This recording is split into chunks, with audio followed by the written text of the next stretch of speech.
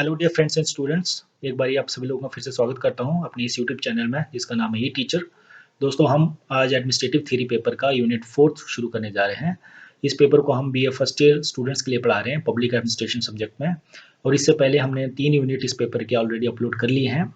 तो पहले के 3 यूनिट देखने के लिए मैं यूनिट 4 में के डिस्क्रिप्शन में इनके सारे लिंक दे दूंगा, आप उनको ज़रूर देखिए। और यूनिट 4 देखने से पहले उनको ज़रूर देखिए ताकि आपको यूनिट 4 अच्छे से समझ आए, क्योंकि administrative theory BA first year में पेपर है और पहला ही पेपर काफ़ी टफ है। तो पहले अगर आप सीक्वेंस वाइज नहीं पढ़ोगे तो आपको काफ़ी मुश्किल आएगी, काफ़ी दिक्कत आएगी समझने में। तो आगे बढ़ने से पहले एक बार आप लोगों को फिर से रिमाइंड कर देना चाहता हूं कि जिन लोगों ने अब तक हमारे चैनल को सब्सक्राइब नहीं किया प्लीज़ सब्सक्राइब कर दें और प्रेस भी कर दें बेल आइकन को, ताकि आपको नई नई वीडियोज़ की नोटिफिकेशन मिलती रहे। तो अब हम आगे बढ़ते हैं इसके कंटेंट्स या सिलेबस की ओर। तो दोस्तों, यूनिट 4 में जो सिलेबस इस प्रकार से है। पहले हमने पढ़ना है डिसीजन मेकिंग, कि निर्णय किस प्रकार से लिया जाता है, उसका मीनिंग क्या है, टाइप्स क्या है और फंक्शंस क्या क्या है। दूसरा टॉपिक है लीडरशिप, लीडरशिप का मीनिंग क्या है, टाइप्स क्या है और फंक्शन क्या है। तीसरा टॉपिक है सर कम्युनिकेशन, उसका मीनिंग, इंपॉर्टेंस एंड टाइप्स। फिर लास्ट टॉपिक है आपका कोऑर्डिनेशन, उसका meaning, importance and methods of effective coordination. तो ये 4 टॉपिक हम इस पूरे यूनिट में पढ़ेंगे। तो अब डायरेक्टली हम जाते हैं डिसीजन मेकिंग पे। तो डिसीजन मेकिंग, जिसको निर्णय निर्माण भी बोल सकते हैं हिंदी में, तो ये एक बहुत इंपॉर्टेंट टॉपिक है पब्लिक एडमिनिस्ट्रेशन सब्जेक्ट का, जिसको हर्बर्ट साइमन ने इस पर सबसे ज़्यादा काम किया। और हर्बर्ट साइमन के अनुसार तो ये पूरा एडमिनिस्ट्रेशन का एक हार्ट है। अगर डिसीजन मेकिंग सही से नहीं है तो आपका एडमिनिस्ट्रेशन सही से नहीं चल पाता है। इसको को रिलेट करने के लिए मैं आपको जनरल सी एग्जाम्पल से यार आपको एक स्टोरी क्रिएट करने का प्रयास करूंगा। जैसे कि आपने देखा होगा डीसी, बीडीओ, तहसीलदार, तो हमारे ग्राउंड लेवल पे विभिन्न प्रकार के डिसीजन लेने के ऐसे मौके आते हैं, ऐसी सिचुएशन क्रिएट हो जाती है। खासकर जब डिजास्टर की बात करें या इमरजेंसी की बात करें, तो ऐसी स्थिति में कौन सा डिसीजन कैसा लिया जाता है या उस स्थिति को कैसे हैंडल किया जाता है, ये बहुत इंपॉर्टेंट है या बहुत मैटर करता है डिसीजन मेकिंग पे। तो डिसीजन मेकिंग किस प्रकार से लिए जाए या उसके पीछे क्या क्या सिद्धांत है या क्या प्रिंसिपल होना चाहिए, तो उनको फॉलो करना जरूरी है। आज तो मॉडर्न टाइप में हमने बहुत सारे साइंटिफिक तरीके से डिसीजन किस प्रकार से अच्छा डिसीजन लिया जाए, इस स्तर तक पहुंच चुके हैं कि बहुत सारे डिसीजन हमारे अच्छे होते हैं। लेकिन हम इसको कंपेयर करेंगे, पहले जब ये कॉन्सेप्ट आ रहा था या उभर रहा था तब हमें पता नहीं होता था कि डिसीजन होता क्या है या डिसीजन लिया कैसे जाना चाहिए। तो कहने का था कि डिसीजन इसलिए इंपॉर्टेंट है क्योंकि हमारी सोसाइटी में हमारे लिए अगर कोई इंसान डिसीजन ले रहा है, तो वो डिसीजन किस प्रकार से ले रहा है, किस डिलीवरेशन से ले रहा है या किस रैशनलिटी से ले रहा है, ये बहुत जरूरी है हमें इसके बारे में पढ़ना, या जो ले रहा है उसको इसके बारे में पढ़ना। तो हम थोड़ा स्टार्ट करेंगे कि यूजी लेवल के लिए देखो कि आपने थोड़ा सा पहले स्टार्ट करेंगे कि डिसीजन मेकिंग क्या होता है, क्योंकि इसका कंप्लीट पेपर जो है जब आप एडमिनिस्ट्रेटिव थिंकर पढ़ोगे तो उसमें हर्बर्ट साइमन का हम जब थ्योरीज पढ़ेंगे तो उसमें बहुत डीपली दिया गया है कि डिसीजन मेकिंग किस प्रकार से लेना चाहिए या किस डिसीजन मेकिंग किस प्रकार से होता है। तो पहले आपने इंट्रोडक्शन परिचय देना है डिसीजन मेकिंग पे डायरेक्ट जाने से पहले। तो इंट्रोडक्शन में आपने सिंपली लिखना है कि एडमिनिस्ट्रेशन क्या है। थोड़ा एडमिनिस्ट्रेशन को आप ब्रीफ अप कीजिए कि एडमिनिस्ट्रेशन मतलब मैनेजमेंट ऑफ है, जिसमें विभिन्न प्रकार की सर्विसेज हम लोगों तक देते हैं, या बहुत सारा स्टाफ जब एक किसी का कलेक्टिवली जुड़ता है किसी कार्य को, किसी एम को या टारगेट को अचीव करने के लिए, तो ऐसी स्थिति में हम बोलते हैं कि एडमिनिस्ट्रेशन क्रिएट हो चुका है। और एडमिनिस्ट्रेशन के अंदर डिसीजन लेना बहुत जरूरी होता है, क्योंकि किसी भी प्रोग्राम या किसी इनिशिएटिव को हमने लागू करना है। तो ये थोड़ा सा इंट्रोडक्शन देना चाहिए जिससे आपकी राइटिंग अच्छे से बन जाएगी और आपको जो पेपर आपका चेक करने वाला आपको अच्छे से मार्क्स देगा। फिर उसके बाद डायरेक्टली हम मीनिंग पे जाएंगे डिसीजन मेकिंग का। देखो, पहले हम जो डेफिनेशन दी है इन लोगों ने, ऑथर्स ने हमारे, इनको थोड़ा समझने की कोशिश करेंगे। उनके बाद हम एक अपना जनरल व्यू बनाएंगे, एक कंक्लूजन बनाएंगे कि डिसीजन मेकिंग होता क्या है। क्योंकि डिसीजन मेकिंग इतनी आसानी से आप समझना भी मुश्किल है, लेकिन आप थोड़ा इसको बार बार पढ़ेंगे, थोड़ा बहुत सारी थीरीज पढ़ोगे तो उसके बाद आपका एक अपना एक डेफिनेशन बन जाता है। ठीक है। तो वेबस्टर डिक्शनरी क्या डिफाइन करती है, जो डिक्शनरी क्या बोलती है डिसीजन के बारे में, बोलते decision making as the act of determining in one's own mind upon an opinion और कोर्स ऑफ एक्शन। तो कहने का अर्थ है कि डिसीजन मेकिंग क्या होता है, वो तो डिटरमाइन करते हो, आप निश्चित करते हो, आप निर्णय लेते हो अपने माइंड के अंदर कि क्या आपके पास जो ओपिनियन है, जो आप बोलने जा रहे हो ना, आपके पास सपोज़ करो जब आप किसी सजेशन को दे रहे हो, कहीं ऐसी सिचुएशन खड़ी होती है जब आप आपका दोस्त को राय माँगता है, तो आपके पास अलग-अलग ओपिनियन होते हैं। एक देने से पहले भी आपके पास 2-3 होने ओपिनियन होंगे जिसमें से आप एक बेस्ट ओपिनियन, एक कोर्स ऑफ एक्शन को आप बताते हो कि हाँ, ये अच्छा है। जब आपको कोई आपका दोस्त आपको बताएगा कि इस साल आप जो फर्स्ट ईयर में या ग्रेजुएशन करने के बाद किस यूनिवर्सिटी में एडमिशन लेना चाहोगे, ठीक है? आपसे कोई सजेशन माँग रहा है, तो उसका आपने डिसीज़न देना है। तो ऐसी स्थिति में आप बोलोगे, उसका पहले देखोगे कि उसका फाइनेंशियल सिस्टम कैसा है, उस स्टूडेंट का बैकग्राउंड, स्टडी ऑफ बैकग्राउंड कैसा है, क्योंकि ये सारी चीज़ें डिटरमाइन मैटर करती हैं। तो उस आधार से आप बोलोगे कि अगर स्टूडेंट अच्छा है पढ़ने में, फाइनेंशियली भी साउंड है, तो वो कहीं अच्छे मेट्रो सिटी में या अच्छी सी एडवांस सिटी में जाके रह सकता है और पढ़ाई भी कर सकता है। लेकिन एक ऐसा स्टूडेंट जिसका बैकग्राउंड भी फाइनेंशियली वीक है और जो अच्छे से अभी पिछली पढ़ाई भी उसने अच्छे से नहीं की, तो ऐसी स्थिति में वो एडवांस जगह पे चला जाता है, वहाँ पे एडजस्ट नहीं कर पाएगा। तो कहने का अर्थ है कि मैंने आपको एक एंगल से समझाया कि किस प्रकार से आप डिसीज़न लेते हो किसी ओपिनियन पे, किसी कोर्स ऑफ एक्शन में, किसी अल्टरनेटिव को आप चूज़ करते हो, एक को जो कि बेस्ट लगता है आपके हिसाब से, तो उसको हम क्या बोलते हैं, that is decision making. Okay? तो टैरी क्या बोलता है डिसीज़न मेकिंग को? With the selection of one behaviour alternative from two और मोर पॉसिबल अल्टरनेटिव्स। कहने का अर्थ है कि एक बिहेवियर अल्टरनेटिव जैसे सेम मैंने आपको पहले एग्जांपल दी कि जब आपसे कोई इंसान आपसे कोई क्वेश्चन पूछता है या आपसे कोई सजेशन मांगता है कि ऐसी स्थिति में मुझे क्या करना चाहिए, तो जो आप डिसीजन देते हो वो आपका एक बिहेवियर होता है, एक आपका ओपिनियन हुआ कि हाँ ये आपके हिसाब से ये बेस्ट पॉसिबल है, बेस्ट पॉसिबल वे है किसी चीज को करने का। तो इसको आप सिलेक्ट करके जब आप किसी को बताते हो तो that is your selection of behaviour, जो आप एक अल्टरनेटिव में से, बहुत सारे अल्टरनेटिव में से चूज करके आगे रखते हुए टेरी के हिसाब से, ठीक है। तो सेक्लर हटसन क्या बोलता है, देखो इसकी डेफिनेशन बहुत अच्छी है। बोलता है decision making in the government is, government के अंदर से को रिलेट कर रहा है, इज ए प्लूरल एक्टिविटी, ठीक है। डिसीजन मेकिंग कोई एक इंसान नहीं करता है। देखा, अगर गवर्नमेंट और एडमिनिस्ट्रेशन की बात करें तो एडमिनिस्ट्रेशन में बहुत सारे लोग जुड़े होते हैं, ठीक है। अगर हम अपनी एजुकेशन मिनिस्ट्री की बात करें तो एजुकेशन मिनिस्ट्री के साथ बहुत सारा स्टाफ होता है और उन सभी स्टाफ की सजेशन लेके, राय लेके, उनके एनालिसिस के बेस पे एक इंसान जो हमारा मिनिस्टर होता है वो डिसीजन लेता है। जैसे पीएम होता है तो पीएम के साथ बहुत सारे लोग होते हैं, बहुत सारे मिनिस्टर होते हैं। तो अगर गवर्नमेंट की बात करें तो गवर्नमेंट में डिसीजन लेना एक प्लूरल एक्टिविटी है, ठीक है। एक से ज्यादा लोग जब जिसमें जुड़े होते हैं, that is plural activity. Okay, तो one individual may pronounce the decision but many contribute to the process of reaching the decision. It is the part of the political system. देखो बहुत ही अच्छा पॉलिटिकल वे में और एडमिनिस्ट्रेटिव वे में definition है। ये बोलता है डिसीजन मेकिंग सबसे पहले एक प्लूरल एक्टिविटी है। दूसरा बोलता है कि एक इंडिविजुअल उस डिसीजन को प्रोनाउंस करता है। कहना क्या था कि अगर हमारा कुछ हेल्थ, जैसे कि हमारे प्रधानमंत्री जी ने कहा कि आपने कोविड के लिए वैक्सीनेशन शुरू करनी है, तो उसके पीछे कैसे करना, क्या काम करना, कैसी स्थिति में उसको करवाना है, कौन कौन से लोग उसमें लगेंगे, तो एक प्लूरल एक्टिविटी थी। जब डिसीजन तो हमारे प्रधानमंत्री ने एक इंडिविजुअल ने लिया, प्रोनाउंस तो एक इंडिविजुअल ने किया, लेकिन उसके पीछे बहुत सारे लोग जुड़े हुए थे। तो इसको बोल सकते हैं decision making is a plural activity. और उस डिसीजन को लेने के लिए, उस डिसीजन पर पहुंचने के लिए बहुत सारे लोग अपने अपने मतलब सर्विसेज या अपना अपना योगदान देते हैं। तो इसको, इस प्रकार की स्थिति को, इस प्रकार के पॉलिटिकल सिस्टम को बोलते हैं दैट इज डिसीजन मेकिंग। तो पॉलिटिकल सिस्टम में जब इस प्रकार से डिसीजन लिया जाता है तो उसको प्लूरल एक्टिविटी या पॉलिटिकल डिसीजन मेकिंग बोल सकते हैं।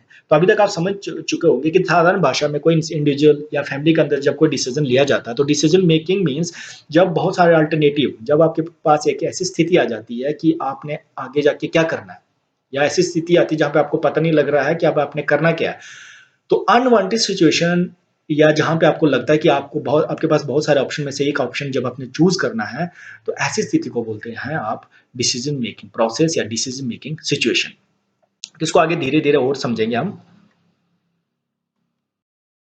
अलग अलग डिफरेंट व्यूज हैं, बेसिस है या प्रोसेस है या स्टेजेस है या स्टेप्स है डिसीजन मेकिंग के, ये सारे किसी भी प्रकार से आपसे आपको क्वेश्चन पूछा जाएगा तो आपने इस प्रकार से उसको बताना है या अटेम्प्ट करना है कि डिसीजन मेकिंग के क्या क्या बेसिस हो सकते हैं, क्या क्या स्टेप्स हम ले सकते हैं। तो इसके लिए बहुत सारे लोगों ने, बहुत सारे ऑथर्स ने अपने अपने प्रकार की अपनी थीरीज दी है। जैसे अकॉर्डिंग टू सेक्लर हडसन बोलता है 12 प्रकार के स्टेजेस या प्रोसेस होते हैं एडमिनिस्ट्रेशन के अंदर या पॉलिटिकल सिस्टम के अंदर जब हम डिसीजन लेते हैं। पहला होता है लीगल लिमिटेशन। लीगल लिमिटेशन का अर्थ है कि जब हम कोई भी डिसीजन ले रहे हैं, देखो हमारे देश के अंदर अगर किसी भी प्रकार की कोई स्कीम, प्रोग्राम या कोई कानून बनाया जाता है तो वो कानून को भी लीगल लिमिटेशन के अंदर, मतलब संविधान के अंदर लिखा गया है कि कौन सा कानून कैसे बनाना है और किस लिमिटेशन के अंदर बनाना है। तो गवर्नमेंट के तहत किसी भी एडमिनिस्ट्रेशन डिपार्टमेंट के अंदर उसकी लिमिटेशन, उसकी पावर्स दी गई है, उस पावर्स के हिसाब से ही पहले तो उस डिसीजन को लेना, उस लीगल लिमिटेशन के बाहर हमें नहीं जाना है, ठीक है। नेक्स्ट है बजट। तो जब हम कोई डिसीजन लेते हैं, कोई कार्य शुरू कर रहे हैं किसी प्रकार का, जैसे गवर्नमेंट की बात करें तो कोई हमने डिसीजन मतलब किसी प्रोग्राम या स्कीम से तहत लेना होता है, तो उसमें आपको बजट का देखना बहुत ज़रूरी है। बिना बजट का आप किसी काम को शुरू नहीं करा सकते, किसी किसी लोग को हायर नहीं कर सकते हैं, तो बजट को देखना आपको बहुत ज़रूरी होता है। उसके बाद कुछ रीति-रिवाज होते हैं, जैसे कि आप किसी सिस्टम के अंदर, किसी एरिया के अंदर, किसी जब प्रणाली के अंदर जब आप काम करोगे तो वहाँ पे वहाँ के काम करने के कुछ रीति-रिवाज होते हैं। उन रीति-रिवाज को जो पहले के होते हैं उनको हमें फ़ॉलो करना पड़ता है, ताकि वो इसलिए होते हैं, रिवाज बने होते हैं क्योंकि उनको पता है कि आगे इस डिसीज़न को ऐसे लिया जाएगा तो ये डिसीज़न आसानी से वहाँ पे इम्प्लीमेंट हो सकता है, अच्छे से रिज़ल्ट दे सकता है। तो साधारण भाषा से इसको बोलेंगे हम वहाँ के रीति-रिवाजों के अंतर्गत किसी डिसीज़न को लेना। उसके बाद फैक्ट देखना ज़रूरी होता है कि उस एरिया के लिए जहाँ पे हम किसी भी प्रकार डिसीज़न ले रहे हैं, पहले उसको एनालाइज़ करना है।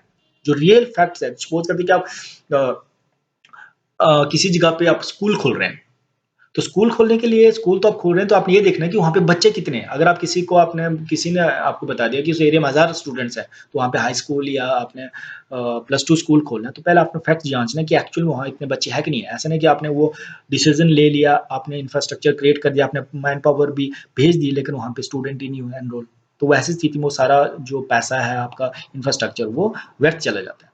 उसके बाद हिस्ट्री देखना ज़रूरी है, उस एरिया की हो, किसी भी पॉलिसी को, किसी डिसीजन को आप ले रहे हो कि पहले कैसे लिया गया था, ताकि वो आगे जाके फ्यूचर में अच्छे से काम कर सके या अच्छा डिसीजन लिया जा सके। उसके बाद इंटरनल मॉरल, आंतरिक हौसला का मतलब है कि जब हम डिसीजन ले रहे हैं, चाहे डिसीजन मेकर हैं, तो उनका आंतरिक हौसला कैसा है, उनका कॉन्फिडेंस कैसा है, तो ये मैटर करता है किसी डिसीजन को लेने के लिए। उसके बाद फ्यूचर एज एंटिसिपेटेड, तो कहने का था जो डिसीजन हम तभी लेते हैं जब फ्यूचर को बढ़िया बनाने के लिए, फ्यूचर को सुधारने के लिए। तो अगर आपका फ्यूचर सुधर ही नहीं रहा है, अगर वो ठीक नहीं हो रहा है, अगर फ्यूचर को आप देख ही नहीं रहे हो, तो इस प्रकार से डिसीजन अच्छा नहीं हो सकता। कहने का था कि आप कहीं पे आपने बस स्टैंड बनाना है, तो बस स्टैंड आपने इस प्रकार से बनाना है या रेलवे स्टेशन इस प्रकार से बनाना है कि 10 साल या 20 साल तक वो वहाँ पे कार्य कर सके, उस अप टू मार्क को काम कर सके, उस अप टू मार्क लोगों को फैसिलिटी दे सके। तो फ्यूचर एंटिसिपेट करना बहुत जरूरी होता है। उसके बाद सुपीरियर, उच्चतर। देखो आप किसी ऑर्गेनाइजेशन में मैंने कहा एक सुपीरियर भी होगा, वो मैटर करेगा कि वो कैसा है, उसका बिहेवियर कैसा है, उसकी क्वालिटी कैसी, उसकी क्वालिफिकेशन क्या है, वो किस प्रकार से डिसीजन लेगा, तो ये सुपीरियर मैटर करेगा। उसके बाद प्रेशर ग्रुप होता है जो अपोजिशन में या कुछ ऐसे समूह बने होते हैं जो सरकार में से या जो डिसीजन लेने वाला उससे डिसीजन उनसे विवश करके उनसे डिसीजन लिए जाते हैं। तो इस प्रकार के दवा समूह को की बहुत इंपॉर्टेंस भी है और बहुत ज़्यादा काम भी करते हैं किसी डिसीजन को लेने में। उसके बाद आपका स्टाफ कर्मचारी कैसा है, ये भी मैटर करेगा। उसके बाद नेचर ऑफ प्रोग्राम, वो प्रोग्राम जो काम जिस पे काम कर रहे हैं वो कैसा है, किस नेचर का है।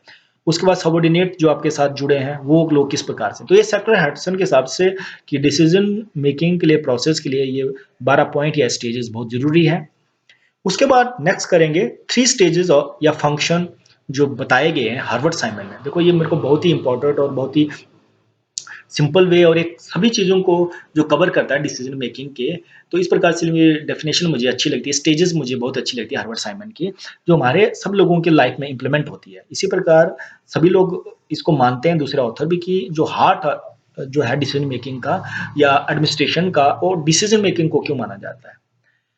तो इसकी 3 स्टेज इस प्रकार से है। इसने पहला बोला है इंटेलिजेंस एक्टिविटी, दूसरा है डिजाइन एक्टिविटी और तीसरा है चॉइस एक्टिविटी। तो जैसे मैंने आपको अभी एक एग्जांपल दिया था कि सपोज करते हैं कि कोई स्टूडेंट अभी 10th में पहुंचा है, एक स्कूल में पढ़ रहा है, किसी भी एरिया के एक स्कूल में पढ़ रहा है। उसके बाद 10th के बाद नॉर्मली सामान है कि या ऑब्वियस है कि वो 10th के बाद 11th में उसी स्कूल में पढ़ेगा, ठीक है, अगर उसको कहीं बाहर जाने की जरूरत नहीं पड़ती है तो। फिर 11th पास करने के बाद वो +2 भी उसी स्कूल से करेगा क्योंकि स्कूल है, वहाँ पे टीचर भी सब कुछ है। अब आपके पास या स्टूडेंट के बाद एक ऐसी सिचुएशन आती है कि वो 12th करने के बाद उसको अब कॉलेज ज्वाइन करना, लेकिन उसके एरिया में कोई कॉलेज नहीं है, ठीक है। जब आप कॉलेज नहीं है तो उस कॉलेज के अब उसको चुनना पड़ेगा, उसको कहीं बाहर जाना पड़ेगा, ऐसी जगह को चूज करना पड़ेगा जहाँ पे एडमिशन ले सके। तो कहने का अर्थ है, हर्बर्ट समन बोलता है कि आपको डिसीजन मेकिंग की जरूरत क्यों पड़ती है जब आपके पास सिचुएशन आ जाती है, ठीक है। देखो जैसे मैंने स्टूडेंट को बताया कि 10th 11th 12th उसको सिचुएशन ही नहीं आई थी डिसीजन लेने की कि अब मैं बाहर पढूं या यहीं पढ़ता रहूं। क्यों? क्योंकि जो फैसिलिटी जिसको चाहिए थी वो वहीं थी, लेकिन अब उसके पास जब उसने प्लस टू कर ली, उसने कॉलेज में एडमिशन लेनी है, लेकिन कॉलेज उसके एरिया में है ही नहीं। तो कहने का अर्थ है कि उसके पास एक मौका मिला, एक सिचुएशन मिली, एक इंटेलिजेंस एक्टिविटी हुई, एक ऐसा अवसर मिला। अब उसको देखना है, डिसीजन लेना है कि वो क्या करे। ठीक है, तो ऐसी स्थिति को जो फर्स्ट स्टेज होती है उसको बोलते हैं इंटेलिजेंस एक्टिविटी। ठीक है, फर्स्ट स्टेज भी बोल सकते हैं हम। ठीक है, अब नेक्स्ट एक्टिविटी क्या करेगा हार्वर्ड साइमन के हिसाब से, जब वो स्टूडेंट, चाहे वो किसी से पूछ सकता है या खुद सेल्फ डिसीजन लेगा, अब वो एनालाइज करेगा कि वो अपना फाइनेंशियल बैकग्राउंड भी देखेगा, वो अपना प्रीवियस जो स्टडी एकेडमिक बैकग्राउंड भी देखा कि कहाँ पे एडमिशन ले सकता है। जैसे दिल्ली में अगर एडमिशन ले रहा है तो वहाँ तो फाइनेंशियल भी साउंड होना चाहिए, और साथ में उसके स्कोर भी अच्छा होना चाहिए, क्योंकि 99% अगर कोई स्टूडेंट लेता है तो तभी वो एडमिशन ले पाता है। तो अब वो सब चीज़ों को डिज़ाइन करेगा कि मैं दिल्ली में लूँ या चंडीगढ़ में लूँ या हिमाचल की बात करूँ, धर्मशाला में लूँ या शिमला में लूँ। तो ये सारे उसके पास 7-8 जो ऑप्शंस आते हैं, जो डिज़ाइन किए हैं, जो अल्टरनेटिव उसने क्रिएट किए हैं। अब उनमें से उसको जो बेस्ट लगता है, उसको चूज़ करेगा। ठीक है? तो आपने डिज़ाइन कर दिया। अब लास्ट में उसके बाद जब वो 7-8 उसने अल्टरनेटिव बनाए, तो उसका अब चॉइस एक्टिविटी नेक्स्ट काम आता है कि अब उसने इसमें से किसको बेहतर किसको चुनना है। तो कहने का अर्थ है, जैसे कि अगर कोई स्टूडेंट रूरल एरिया से है, तो ठीक है, उसके बाद फाइनेंशियल उतना साउंड भी नहीं है, तो ऐसी जगह पे जाए जो कॉलेज थोड़ा एडवांस भी हो, जहाँ पे वो ज़्यादा एडवांस भी नहीं हो, जहाँ पे वो फाइनेंशियली भी एडजस्ट कर सके। तो ऐसी स्थिति में उसने जैसे धर्मशाला कॉलेज को चूज़ कर लिया।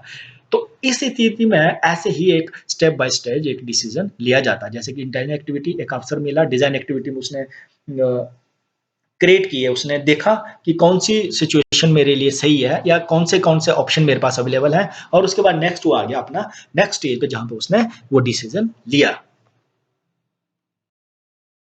अब टैरी टैरी के हिसाब से भी कुछ स्टेजेस हैं, प्रोसेस हैं, तो बोल सकते हैं कि डिसीजन मेकिंग के। तो वो बोलता है कि पहला, डिटरमाइन द प्रॉब्लम। जैसे कि मैंने हर्बर्ट साइमन के केस में बताया था, उन्होंने बताया था कि इंटेलिजेंस एक्टिविटी उसी प्रकार से पहले स्टेज में ये या पहले नंबर पे आपने समस्या का निर्धारण करना। अब निर्धारण मतलब समस्या को आपने देखना है कि समस्या है क्या। आप डायरेक्टली नहीं कूदोगे, या जब तक आपके पास समस्या आई ही नहीं है तब तक आप क्यों सोचोगे इसमें। सपोज करते वही बात स्टूडेंट की एग्जांपल ले रहा हूँ कि वो 10th में था, 11th में था, 12th में, तो उसके पास ऐसी समस्या आई नहीं थी कि उसको डिसीजन लेना पड़े। लेकिन अब ऐसी सिचुएशन आ गई है, प्रॉब्लम आ चुकी है, अब क्या करें, तब वो डिसीजन लेगा। तो पहले आपने डिटरमाइन किसी प्रॉब्लम या सिचुएशन को देखना है कि वो सिचुएशन कब आती है, कब आएगी, या जब सिचुएशन आती है। उसके बाद है finding the background information about the problem. तो कहने का अर्थ है ये सेम उसी प्रकार से है कि जब स्टूडेंट को देखा कि हाँ मेरे को अब आगे एडमिशन लेनी है, लेकिन बैकग्राउंड इन्फॉर्मेशन क्या है कि यहाँ पे कॉलेज नहीं है मेरे नियर बाई में या मेरे एरिया में, तो उसके बारे में जानकारी प्राप्त करेगा, या किसी और प्रकार की कोई देखो अलग अलग एंगल में इसको इम्प्लीमेंट करेंगे कि अगर किसी के पास व्हीकल नहीं है, किसी के पास कोई बुक नहीं है, तो उस प्रॉब्लम के बारे में जानेगा कि प्रॉब्लम पहले आ क्यों रही है, या इस प्रॉब्लम को किस प्रकार से मैं दूर कर सकता हूँ। ठीक है, पहले प्रॉब्लम डिटरमाइन किए कि प्रॉब्लम है क्या, क्योंकि कई बार लोगों को जब डिसीजन लेकिन ले रहे हैं तो उसको ये नहीं पता कि प्रॉब्लम क्या है। फिर जब आपके पास प्रॉब्लम आपने निर्धारित कर ली, तो आपने देखना कि उसकी इन्फॉर्मेशन या उसका बैकग्राउंड क्या है प्रॉब्लम का। नेक्स्ट स्टेट आएगा आपका, state what appears to be the best course of action. ये बिल्कुल सेम हर्बर्ट साइमन का दूसरा लेवल आ जाता है, जब आप ऑप्शन क्रिएट करते हो कि मेरे लिए ये 6-7 ऑप्शन मैं ये भी कर सकता हूँ, वो भी कर सकता हूँ। तो अब उसमें से बेस्ट ऑप्शन जो आपने क्रिएट करना, अलग अलग अल्टरनेटिव आपने क्रिएट करने, तो उसमें आपने अब चूज करने को तैयार होना है। तो यहाँ पे आप क्या करोगे, investigate and preposition and tentative decision. तो यहाँ पे क्या बोल सकते हैं कि आप अस्थाई, या आप बोल सकते हैं कि एक एज ए रिसर्च बेस, या आप ऐसे टेम्परेरी डिसीजन ले सकते हो, टेंटेटिव डिसीजन ले सकते हो कि हाँ इन्वेस्टिगेट करो कि हाँ अगर मैं ऐसा लूंगा या ऐसा करूंगा तो क्या एक्चुअली में क्या रिजल्ट देगा, ये किस प्रकार से मेरे लिए फायदेमंद साबित होगा। तो ये आपकी चौथी स्टेज आ जाएगी। फिर उसके बाद जो आपने टेंटेटिव अभी डिसीजन लिया है, जो आपने देखा कि हाँ एक्चुअल में, सपोज करते हैं कि आपने जैसे कॉल में वही एग्जांपल लूंगा कि कॉलेज में आपने धर्मशाला कॉलेज को चूज किया, तो आपने एक बार टेंटेटिवली मतलब परमानेंटली वहां नहीं गया, एडमिशन नहीं लिया, आप वहां जाके देखा कि वहाँ का कॉलेज का माहौल कैसा है, स्टाफ कैसा है, एनवायरनमेंट कैसा है, आप वहाँ पे एडजस्ट हो कि नहीं हो सकते कि नहीं हो सकते। वहां जाके फिर आपने इवेलुएट किया उस टेंटेटिव डिसीजन को। ठीक है, परमानेंट नहीं है, टेंटेटिव है, अस्थाई है। फिर वहां पे देखा कि हाँ ठीक है, जो भी आपकी पॉजिटिव या नेगेटिव रिव्यूज आते हैं, फिर उसके बाद आप क्या करें, make the decision and put into effect. फिर उसके बाद आपको लगता है कि हाँ ये ठीक है, मेरे लिए जगह सही है, मेरे जो भी मैंने सोचा था मेरे बैकग्राउंड और प्रॉब्लम के हिसाब से बिल्कुल फिट बैठ रही है, तो अब मैं फाइनली वहां पे परमानेंटली एडमिशन लूंगा और परमानेंटली वहां पे रहूंगा। फिर उसका नेक्स्ट स्टेज क्या होगा, institute and modify the decision in the light और रिजल्ट ऑब्टेन्ड। अब ऑब्टेन्ड इसका मतलब ये है कि सपोज करते हैं कि डिसीजन मेकिंग क्या होता है कि आपने बेहतर से बेहतर बनाते हैं जाना अपने सिस्टम को, फिर आप वहां गए, पहले आपने कुछ चीजें देखी, तो पहले ही मौके में आपको सारी चीजें आपके सामने नहीं आती हैं, कुछ चीजें आप धीरे धीरे इम्प्रोवाइज करते हो, उनको जांचते हो। तो कहना करता है कि फिर आप उसके बाद जब आप वहां गए, आप कुछ 1 साल रहे, 6 महीने रहे, 2 साल रहे, फिर उसके बाद इम्प्रोवाइज करते हो अपने सिस्टम को, रहने को या उस एनवायरमेंट में एडजस्टमेंट का। तो ये 7 स्टेजेस जो टेरी बताए हैं, जो कि हर जगह पे लागू होते हैं। तो ये सारी चीजें अगर आपके पास भी अभी कोई सिचुएशन आती है, आपके लाइफ में कोई ऐसी सिचुएशन आती है कि आपने डिसीजन लेना है, तो आपने घबराना नहीं है।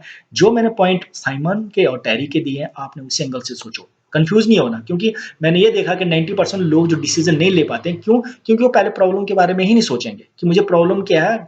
हर प्रॉब्लम के पीछे सोल्यूशन जरूर है, लेकिन आप पहले प्रॉब्लम को ढूंढोगे, उसके बैकग्राउंड इन्फॉर्मेशन को जानोगे, फिर अल्टरनेटिव को ढूंढोगे, फिर उसके बाद डिसीजन को आप टेम्परेली इंप्लीमेंट भी करो। फिर आपको लगता है कि हाँ, ये सही से है, मेरे लिए अच्छा है, फिर आप उसको फुली इंप्लीमेंट कर सकते हो और उसके बाद with the passage of time उसको इम्प्रोवाइज कर सकते हो। तो अब हम आगे बढ़ रहे हैं, टाइप्स ऑफ डिसीजन, निर्णय के प्रकार क्या क्या हो सकते हैं। तो अलग अलग ऑथर्स ने विभिन्न प्रकार के टाइप्स जो हैं डिसीजन मेकिंग के दिए हैं, वो इस प्रकार से। हर्बर्ट साइमन ने 2 प्रकार के डिसीजन मेकिंग के टाइप्स दिए हैं। पहला है प्रोग्राम्ड, दूसरा है नॉन प्रोग्राम्ड।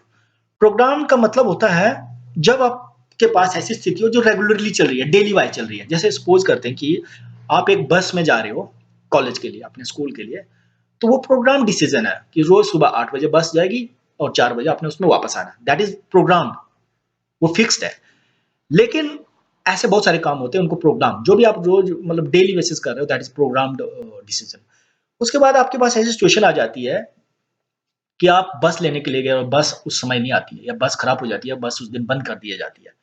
अब ऐसी स्थिति में आपके पास एक अवसर आया, देखो दोबारा इंटेलिजेंस एक्टिविटी, आपके पास एक अवसर आया कि अब आपने क्या करना है। पहला ऑप्शन, या तो आप घर वापस चले जाएं। दूसरा ऑप्शन, आप किसी के गाड़ी को हायर कर लें। तीसरा ऑप्शन, आपने अपने किसी दोस्त को बुला लिया। चौथा ऑप्शन, आपने किसी लिफ्ट मांग ली। तो आपने सभी ऑप्शन को डिजाइन किया जो आपके लिए बेस्ट लगा, फिर उसके बाद आपने उसको चूज किया। तो कहने का अर्थ, डिसीजन 2 प्रकार से होता है। एक प्रोग्राम जो रेगुलरली चलता है, नॉन प्रोग्राम जब आपके पास अनवांटेड या एक नई सिचुएशन क्रिएट होती है, तो जहां पे आपने डिसीजन लेता है, तो उसको बोलते हैं नॉन प्रोग्राम्ड डिसीजन। उसके बाद पीटर ड्रुकर ने भी अपनी किताब में जो द प्रैक्टिस ऑफ मैनेजमेंट, याद रखना है, इसमें भी 2 प्रकार के डिसीजन मेकिंग के टाइप दिए। एक दिया जेनरिक, देखिए यूनिक। जेनरिक मतलब सामान्य प्रकार की, यूनिक मतलब विभिन्न प्रकार का। तो ये प्रोग्राम और नॉन प्रोग्राम, ये दोनों सिमिलर ही इसी प्रकार की, सिर्फ इनकी टर्मिनोलॉजी थोड़ा अलग लिखी गई है। उसके बाद चेस्टर बर्नार्ड ने क्या बोला, बोलता ऑर्गेनाइजेशनल डिसीजन और पर्सनल डिसीजन। देखो आप डिसीजन, जब आप किसी ऑर्गेनाइजेशन के अंदर हो, किसी के कंपनी में काम कर रहे हो, एक डिसीजन जो उस ऑर्गेनाइजेशन का होता है कि हम इस बार अपने कर्मचारियों को इस प्रकार का भत्ता देंगे, इस प्रकार की सैलरी इंक्रीज करेंगे, वो एक ऑर्गेनाइजेशन का डिसीजन है। लेकिन कुछ डिसीजन आप हर साल अपने, हर दिन या अपने लाइफ में लेते हो पर्सनल बेस पे, कि इस साल मेरी सैलरी बढ़ेगी तो मैं अपना ये व्हीकल लूंगा या ये चीज लूंगा या घर लूंगा। तो इस प्रकार से चेस्टर बर्नार्ड के हिसाब से 2 डिसीजन होते हैं, या तो ऑर्गेनाइजेशन किसी एसोसिएशन के साथ जुड़े होते हैं तो वो डिसीजन होता है, या आपका एक पर्सनल डिसीजन होता है। उसके बाद है पॉलिसी एंड ऑपरेटिंग डिसीजन, नीति और संचालन। कहना कहा था कि कुछ पॉलिसी बनाने के लिए डिसीजन लिए जाते हैं, जैसे मैंने बोला कि डिसीजन मेकर, जैसे हमारे लेजिस्लेचर में कुछ लॉज या पॉलिसी बनाई जाती है, फिर उसके बाद उसको इंप्लीमेंट किया जाता है ग्राउंड लेवल पे। तो कैसे उसको इंप्लीमेंट करना है, वो आपका आ गया ऑपरेटिंग डिसीजन। ठीक है, स्ट्रेटेजिक या टेक्टिकल डिसीजन भी बोल सकते हैं इसको। फिर उसके बाद दोबारा फिर से एक इंडिविजुअल और ग्रुप डिसीजन, जैसे मैंने पहले बताया, ये भी सिमिलर है ऑर्गेनाइजेशनल और पर्सनल के बेस में। कुछ इंडिविजुअल अपने आधार पे लेते हैं, अपने सेल्फ डिसीजन लेते हैं, ऐसे डिसीजन को इंडिविजुअल बोलते हैं। और कुछ जो ग्रुप, जो 2 से अधिक लोग जब मिलकर किसी डिसीजन को लेते हैं, उसको बोलते हैं ग्रुप डिसीजन। तो अब हम फंक्शंस के ओर जाएंगे कि डिसीजन मेकिंग के एक्चुअल में क्या क्या कार्य हैं, या क्या क्या लाभ भी बोल सकते हैं आप। फंक्शन को लाभ भी बोल सकते हैं, इंपॉर्टेंस भी बोल सकते हैं, मेरिट्स भी बोल सकते हैं। जिस प्रकार से आपको ये क्वेश्चन पूछा जाए, उस प्रकार से ही आपने इसको लिखना है। तो पहला है sir, achievement of goal and objectives. Clear, देखो अगर आपने किसी गोल को अचीव करना है, किसी चीज को पाना है, किसी एम को अचीव करना है, तो आपको डिसीजन लेना पड़ेगा, सही डिसीजन लेना पड़ेगा। पहला पॉइंट, मोटिवेशन एम्प्लॉय। अगर हम क्या कर रहे हैं, किसी ऑर्गेनाइजेशन की बात कर रहे हैं, तो ऑर्गेनाइजेशन में हमने एम्प्लॉयज को मोटिवेट करना पड़ेगा, कि आप जब एम्प्लॉय को मोटिवेट करना है तो उसके लिए कैसा डिसीजन लेना है। तो इस प्रकार के सिस्टम को बोलेंगे motivation of employ decision. Next है प्रॉपर यूटिलाइजेशन ऑफ रिसोर्स। देखो अगर आपने बहुत सारे रिसोर्स होते हैं ऑर्गेनाइजेशन में, तो ऑर्गेनाइजेशन में रिसोर्स का यूटिलाइजेशन इसीलिए नहीं हो पाता क्योंकि जो यूटिलाइजेशन है उस रिसोर्स का सही नहीं होता, और सही इसलिए नहीं होता क्योंकि डिसीजन सही नहीं होता। ठीक है, तो प्रॉपर यूटिलाइजेशन के लिए डिसीजन मेकिंग सही होना चाहिए। नेक्स्ट है sir to resolve the forthcoming problems. तो देखो फ्यूचर में प्रॉब्लम तो आती है। जैसे एक बात करें कि अगर किसी एरिया के लिए आपने एक बस लगाई है, तो 5 साल के बाद तो प्रॉब्लम होनी कि वहाँ की आबादी बढ़नी है, तो आपको 2 बस की जरूरत होनी है, 3 बस या 5 बस की। तो आपने उसको रिजॉल्व करने के लिए आपको डिसीजन लेना पड़ेगा। अब आप बोल सकते हैं कि वहाँ पे आपने ज्यादा बसेस लगा दो, या कुछ ऐसी सर्विस को स्टार्ट कर दो जो सब लोगों को आराम से मिल सके। तो ये मतलब फ्यूचर को देख के ही आएगा ये, और उसको डिसीजन लेना ही पड़ेगा। उसके बाद सिलेक्शन ऑफ बेस्ट अल्टरनेटिव। तो कहने का था बहुत सारे अल्टरनेटिव बना, तो पहले तो आपके पास इंटेलिजेंस एक्टिविटी आएगी, फिर उसके बाद आपने डिजाइन एक्टिविटी, मतलब बेस्ट अल्टरनेटिव को 4 5 10 जितने भी 20 अल्टरनेटिव बनते हैं उसको आपने ढूंढना है, फिर उसमें से आपने सिलेक्शन करनी है बेस्ट की। उसके बाद इवैल्यूएशन ऑफ मैनेजरियल परफॉर्मेंस। तो देखो डिसीजन कौन लेता है, जो मैनेजर होता है, जो हेड होता है। तो यहाँ पे पता चलता है अगर डिसीजन सही होता तो आप उससे एनालाइज कर सकते हो कि वहां का मैनेजर, वहां का हेड, वहां का बॉस कैसा है। उसके बाद बिजनेस ग्रोथ। तो किसी भी ऑर्गेनाइजेशन, पब्लिक प्राइवेट, दोनों में एक एफिशिएंसी और ग्रोथ की जरूरत होती है। तो वहां का उनका बिजनेस या व्यापार कैसे बढ़ रहा है वो डिपेंड करेगा उसके डिसीजन मेकिंग से। उसके बाद एफिशिएंसी भी तभी इंक्रीज होगी जब वहाँ का डिसीजन अच्छा लिया जाएगा, जब सही लोगों को काम पे लगाया जाएगा, सही प्रकार के रिसोर्सेज को लगाया जाएगा, सही प्रकार से बजटिंग की जाएगी, तभी ही उस काम में एफिशिएंसी आ सकती है। उसके बाद नेक्स्ट है प्रॉपर यूटिलाइजेशन ऑफ टाइम और मनी। देखो जब डिसीजन अच्छा होगा तभी प्रॉपर यूटिलाइजेशन टाइम और मनी की हो सकती है। ये बहुत इंपॉर्टेंट पार्ट है इसका। उसके बाद नेक्स्ट है it makes future prediction easy. देखो जिस प्रकार से आप डिसीजन लेते जाओगे, एक बार आपका डिसीजन गलत भी हुआ, फिर आप उसमें सुधार करो, तो नेक्स्ट टाइम क्या होगा, वो डिसीजन, दूसरा डिसीजन आपका अच्छा होगा। लेकिन बार बार जब आप डिसीजन अच्छे से अच्छे लेते जाते हो, बार बार डिसीजन लेते जाते हो, तो उससे आप प्रिडिक्शन कर सकते हो फ्यूचर में, और फ्यूचर प्रिडिक्शन ईजी हो जाती है, या आपका डिसीजन लेने की पावर बढ़ जाती है, और आपका डिसीजन फ्यूचर में हमेशा अच्छा ही होता है। तो इस प्रकार से पूरा टॉपिक खत्म हो गया डिसीजन मेकिंग। अब हम बढ़ते हैं नेक्स्ट टॉपिक की ओर। तो हम स्टार्ट करने जा रहे हैं नेक्स्ट टॉपिक जिसका नाम है कम्युनिकेशन, जिसको हिंदी में बोलते हैं संचार या संवाद। ठीक है, कम्युनिकेशन वर्ड है जो ड्राइव्ड किया गया है लैटिन से। वो है कम्युनिस, जिसका मतलब होता है कॉमन। देखो कम्युनिकेशन में कॉमन का मतलब होता है जब भी आप किसी आइडियाज को, किसी इंफॉर्मेशन को शेयर कर रहे हो दो लोगों के बीच में, तो दोनों के लिए कॉमन होती है। जैसे कि मैंने आपके लिए कोई नोटिफिकेशन भेजा है कि एग्जामिनेशन इस डेट से स्टार्ट होने वाले, तो ये दोनों के लिए कॉमन है। मेरे को आपको इन्फॉर्म करना है ताकि स्टूडेंट्स सही समय पे उस एग्जामिनेशन फॉर्म को भरे, उसकी फीस सही समय पे जमा करे। तो कम्युनिकेशन कॉमन मीन दोनों के बीच में जब कोई चीज, कोई फैक्ट, कोई आइडिया समान रहता है। ठीक है, आगे यहाँ पे दो डेफिनेशन मैंने दी है, तो पहले दोनों को पढ़ लेता हूँ, फिर दोनों का मैं इंटरप्रिटेशन बताता हूँ आपको।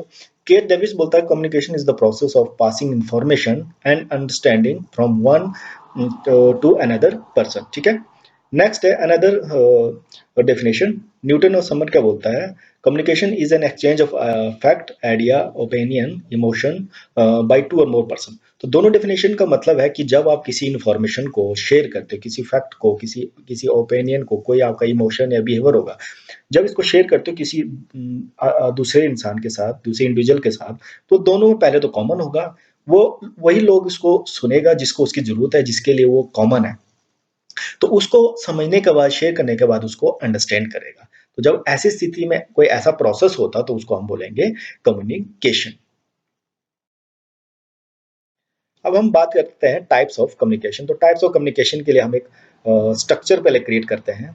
जैसे कि सर ये डायग्राम में यहाँ बना रहा हूँ, ये एक ऑर्गेनाइजेशन है, ऑर्गेनाइजेशन ए, और ये दूसरी डायग्राम बना रहा हूँ, ये है ऑर्गेनाइजेशन बी। ठीक है, फिर इनके बीच में ऑर्गेनाइजेशन में हायरार्की है, ऐसे स्टेप्स बने हैं, पदानुक्रम बने हुए हैं, और हर हर स्टेप्स, हर पद पे अपने अपने लोग काम कर रहे हैं जिनको जैसे जैसे पावर से अथॉरिटी दी गई है।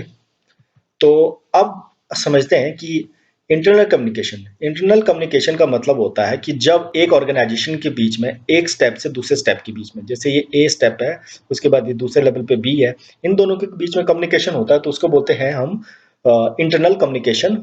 और उसके बाद क्या होता है, अब आपको मैंने बताया कि यहाँ पे हायरार्की बनी हुई है, तो इसमें जब कम्युनिकेशन नीचे से ऊपर की ओर जाता है तो तब कम्युनिकेशन को क्या बोलते हैं, अपवर्ड। जैसे कि अगर किसी वाइस प्रिंसिपल ने किसी कॉलेज में प्रिंसिपल को इन्फॉर्मेशन भेजनी है तो वो नीचे से ऊपर की ओर गई तो उसको बोलते हैं अपवर्ड कम्युनिकेशन।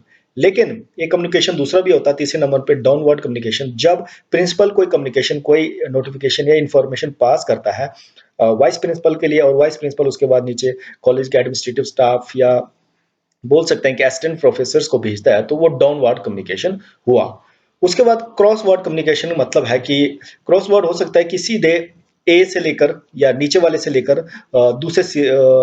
तीसरे सिरे पर कम्युनिकेशन होता है, ठीक है। इस प्रकार से अगर ऐसा कम्युनिकेशन हो गया तो उसको हम सीधे बोलेंगे क्रॉस वर्ड कम्युनिकेशन, ठीक है। अब उसके बाद एक नेक्स्ट कम्युनिकेशन होता है एक्सटर्नल कम्युनिकेशन। एक्सटर्नल कम्युनिकेशन मतलब जैसे मैंने बोला कि ये ऑर्गेनाइजेशन ए है और ये ऑर्गेनाइजेशन बी है, तो यहां से अगर कम्युनिकेशन इन दोनों ऑर्गेनाइजेशन के बीच में होता है, सपोज करते हैं कॉलेज ए है, ये कॉलेज बी है, तो इनके बीच में कम्युनिकेशन जब होता है, तो कोई संचार होता है, तो उसको बोलते हैं एक्सटर्नल कम्युनिकेशन। उसके बाद है इंटरपर्सनल कम्युनिकेशन। इंटरपर्सनल कम्युनिकेशन का अर्थ है कि जैसे ये हमारे पास ये ऑर्गेनाइजेशन है ए, इसमें अलग अलग लोग अलग अलग पोजीशन पे काम कर रहे हैं। जब ये लोग अपने लेवल पे, कोई इंडिविजुअल अपने लेवल पे अपने बीच में कम्युनिकेशन करता है या दो लोगों के बीच में पर्सनल कम्युनिकेशन होता है, तब उसको बोलते हैं इंटरपर्सनल कम्युनिकेशन। तो ये 6 प्रकार के कम्युनिकेशन है जो कई ऑर्गेनाइजेशन में होते हैं। अब हम एक प्रोसेस करने जा रहे हैं कम्युनिकेशन का। इस प्रोसेस को आपने ध्यान से समझना है, बहुत ही इंपॉर्टेंट प्रोसेस है कि कम्युनिकेशन होता क्या है। जैसे कि शैनन और वेवर ने एक मॉडल दिया है कम्युनिकेशन की। कम्युनिकेशन जब एक पूरा कम्युनिकेशन होता है तो ये पूरा प्रोसेस उसमें इन्वॉल्व होता है। जैसे कि पहले क्या होगा आपके पास, सेंडर।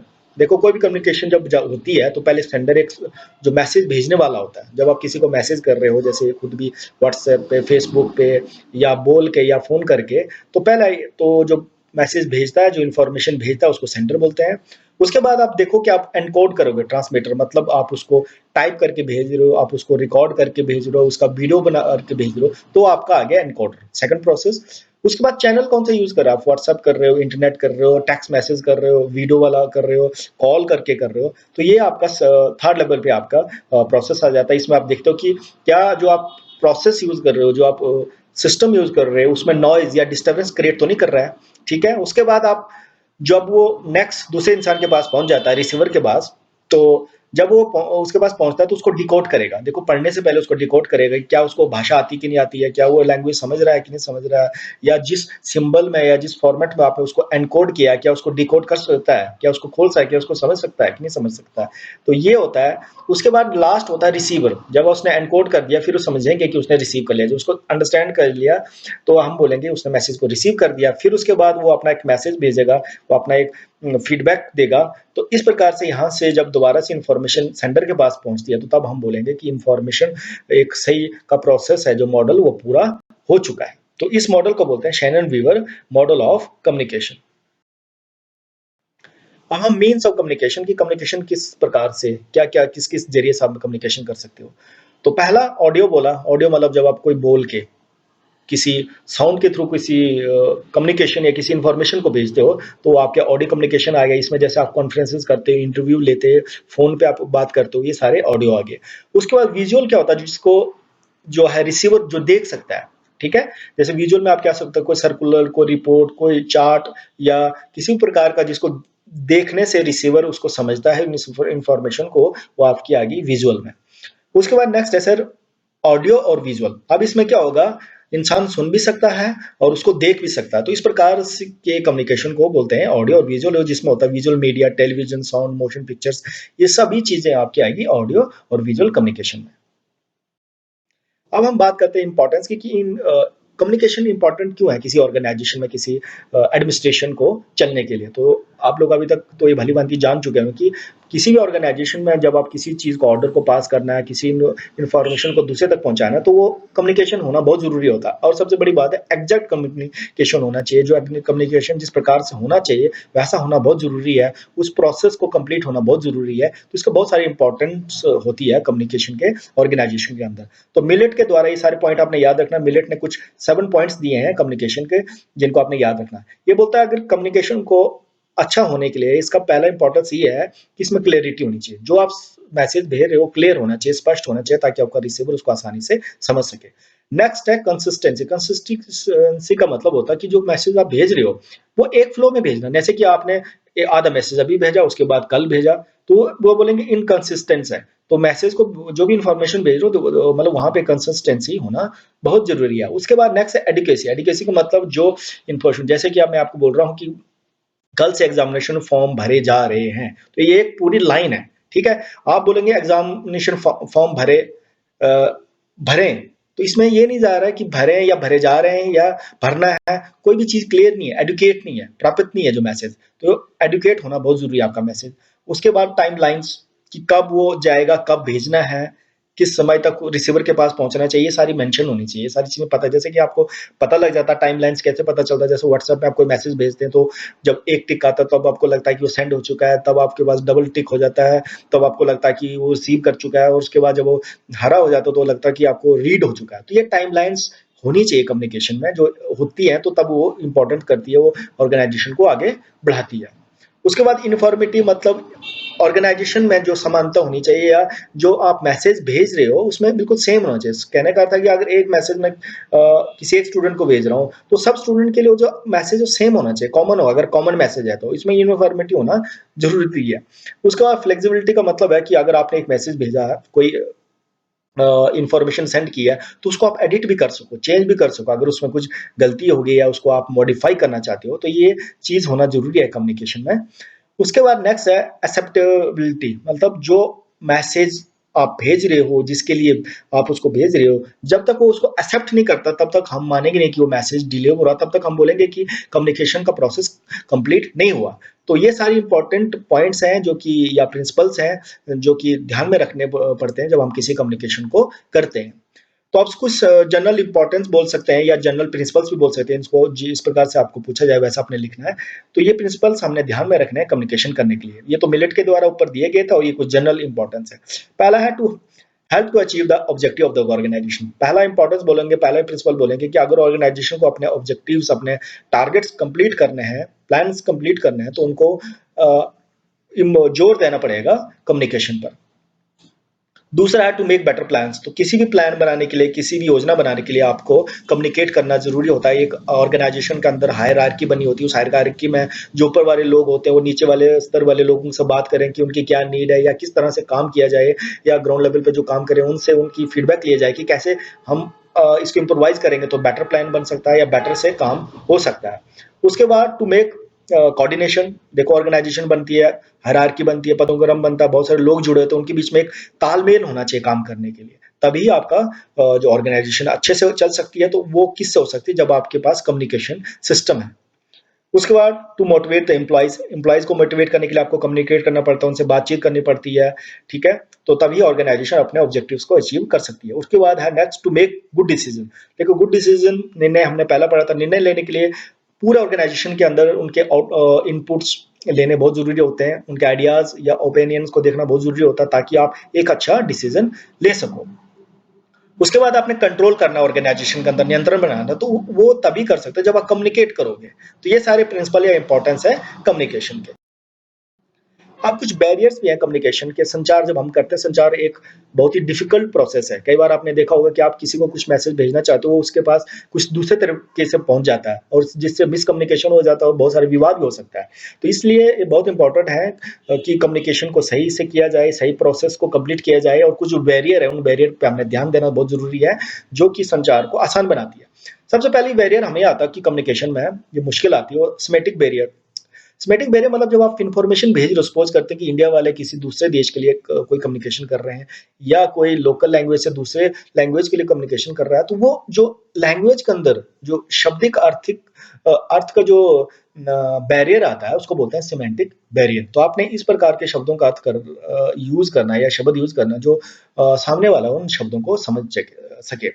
उसके बाद नेक्स्ट है सर आइडियोलॉजिकल बैरियर। का मतलब होता है हर इंसान के पास एक अपनी आइडियोलॉजी होती है, जिसको आप भेज रहे हो उसकी क्या पता अलग आइडियोलॉजी है। जिस एंगल से आप समझाना चाहते हो, अगले वाला उस एंगल से नहीं समझे, क्योंकि उसकी आइडियोलॉजी नहीं है। तो ये एक बहुत बड़ा मुश्किल होता है जब भी आप कोई कम्युनिकेशन कर रहे हो, तो या कोई कमांड कर रहे हो, तो कोई इन्फॉर्मेशन सेंड कर रहे हो, तो आगे वाले उसको एक्सेप्ट नहीं करते। क्यों? क्योंकि उसकी ऑलरेडी उसके उल्टे में अपोजिशन में एक आइडियोलॉजी बनी होगी जो उसी आइडियोलॉजी के आधार पे चलेगा, चाहे कि आपकी इन्फॉर्मेशन ट्रू होगी, फैक्टफुल होगी, लेकिन वो उसको एक्सेप्ट ही नहीं करेगा, ठीक है? नेक्स्ट है फ़िल्टरिंग। फ़िल्टरिंग का मतलब है तो होता है कि कुछ लोग जब इन्फॉर्मेशन को सेंड कर रहे हैं, तो उसको या तो बोलते हैं बढ़ा-चढ़ा के बोल देंगे, या जो असली चीज़ है उसको बताएँगे नहीं।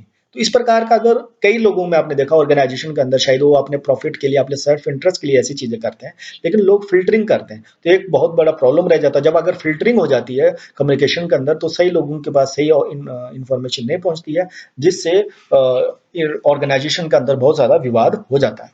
उसके बाद है डॉगमेटिक कट्टरपंथी का अर्थ है कि हर इंसान की एक अपनी आइडियोलॉजी के साथ मैं बोल सकता हूँ कि कुछ लोग हैं जो किसी चीज़ को एक्सेप्ट करेंगे नहीं, क्योंकि उन लोगों को कुछ अपनी एक धारणाएँ बना ली होती है, आइडियोलॉजी बना ली होती है, तो वो उस धारणा से उनको लगता है कि ये चीज़ सही है, तो ये गलत। वो कह सकते हैं कि इन्फॉर्मेशन को एक्सेप्ट ही नहीं करेंगे, क्योंकि वो एक ही आइडिया पे स्टैटिक्स रहेंगे। तो ऐसी प्रॉब्लम आती है क्योंकि हमारे ऑर्गेनाइज़ेशन में या हमारी कंट्री में हमने देखा है कि आप आसानी से चीज़ों को मना नहीं सकते। क्यों? क्योंकि लोगों के पास एक डॉगमेटिक बिहेवियर है, उनके पास एक ऑलरेडी एक्सेप्टेड आइडिया है जिससे वो बदलना नहीं चाहते। उसके बाद नेक्स्ट है हॉलो इफेक्ट। हॉलो इफेक्ट का मतलब होता है कि जब भी आप इन्फॉर्मेशन भेजते हो, एक बैरियर आता है कि हर इंसान को लगता है कि ये चीज़ मैं कोई इन्फॉर्मेशन आपको भेज रहे हो, तो उसको लगता है कि इस चीज़ सही भी हो सकती है, गलत भी हो सकती है। कहने का था कि अगर मैंने आपको कोई इन्फॉर्मेशन भेजी है, तो आप सोचें कि नहीं, एग्ज़ामिनेशन की डेट बढ़ भी सकती है या ये इन्फॉर्मेशन गलत भी हो सकती है। तो कुछ लोगों के पास ऑलरेडी हमेशा 2 प्रकार के ऑप्शन बने होते हैं। वो हमेशा 2 तरीके से ही सोचेंगे। चाहे वो इन्फॉर्मेशन ट्रू हो, बिल्कुल ट्रू सोर्स से आ रही है, लेकिन हमेशा उनके माइंड में 2 चीज़ें बन के रहेगी, येस और नो वाली। फिर स्टीरियोटाइप का मतलब है कुछ लोग वही है, रूढ़िवादी, जो अपने चीज़ों को जो ऑलरेडी कुछ एक्सपेक्टेड बिहेवियर होता है या एक्सपेक्टेड आंसर्स होते हैं, वो उसी पे डटे रहते हैं कि नहीं, इस बार एग्ज़ाम जो है वो मार्च में नहीं, इस बार वो जून में ही होंगे या होंगे नहीं, वो ऑलरेडी अपने माइंड में उन्होंने बना लिया, इवन आफ्टर की जो एक कम्युनिकेशन है, एक जो नोटिस है, जो अथॉरिटी के थ्रू पास हो चुका है, वो पढ़ भी चुके हैं, लेकिन वो अपने माइंड को रूढ़िवादी इस प्रकार से होते हैं कि वो उसको चेंज नहीं करते। तो ये बहुत सारे बैरियर आते हैं कम्युनिकेशन में। इसके अलावा कुछ जनरल वेरियस आते हैं, उनको हम पढ़ने जा रहे हैं। Lack of will to communicate due to the attitude of superior. तो देखो हर ऑर्गेनाइजेशन के अंदर एक सुपरियर होता है, तो सुपरियर जो होता है वो उसमें वो एटीट्यूड ही नहीं होता, वो चाहता कि नहीं, चाहता कि मैं ये इन्फॉर्मेशन नीचे वालों को कम्युनिकेट ही नहीं करूं या दूसरे वो लोगों को बोलूं ही नहीं, या उसमें वो कॉन्फिडेंस ही नहीं होता है कि उस चीज़ को आगे जाके लोगों तक शेयर करें। उसके बाद है absence of the definite and recognise means of communication.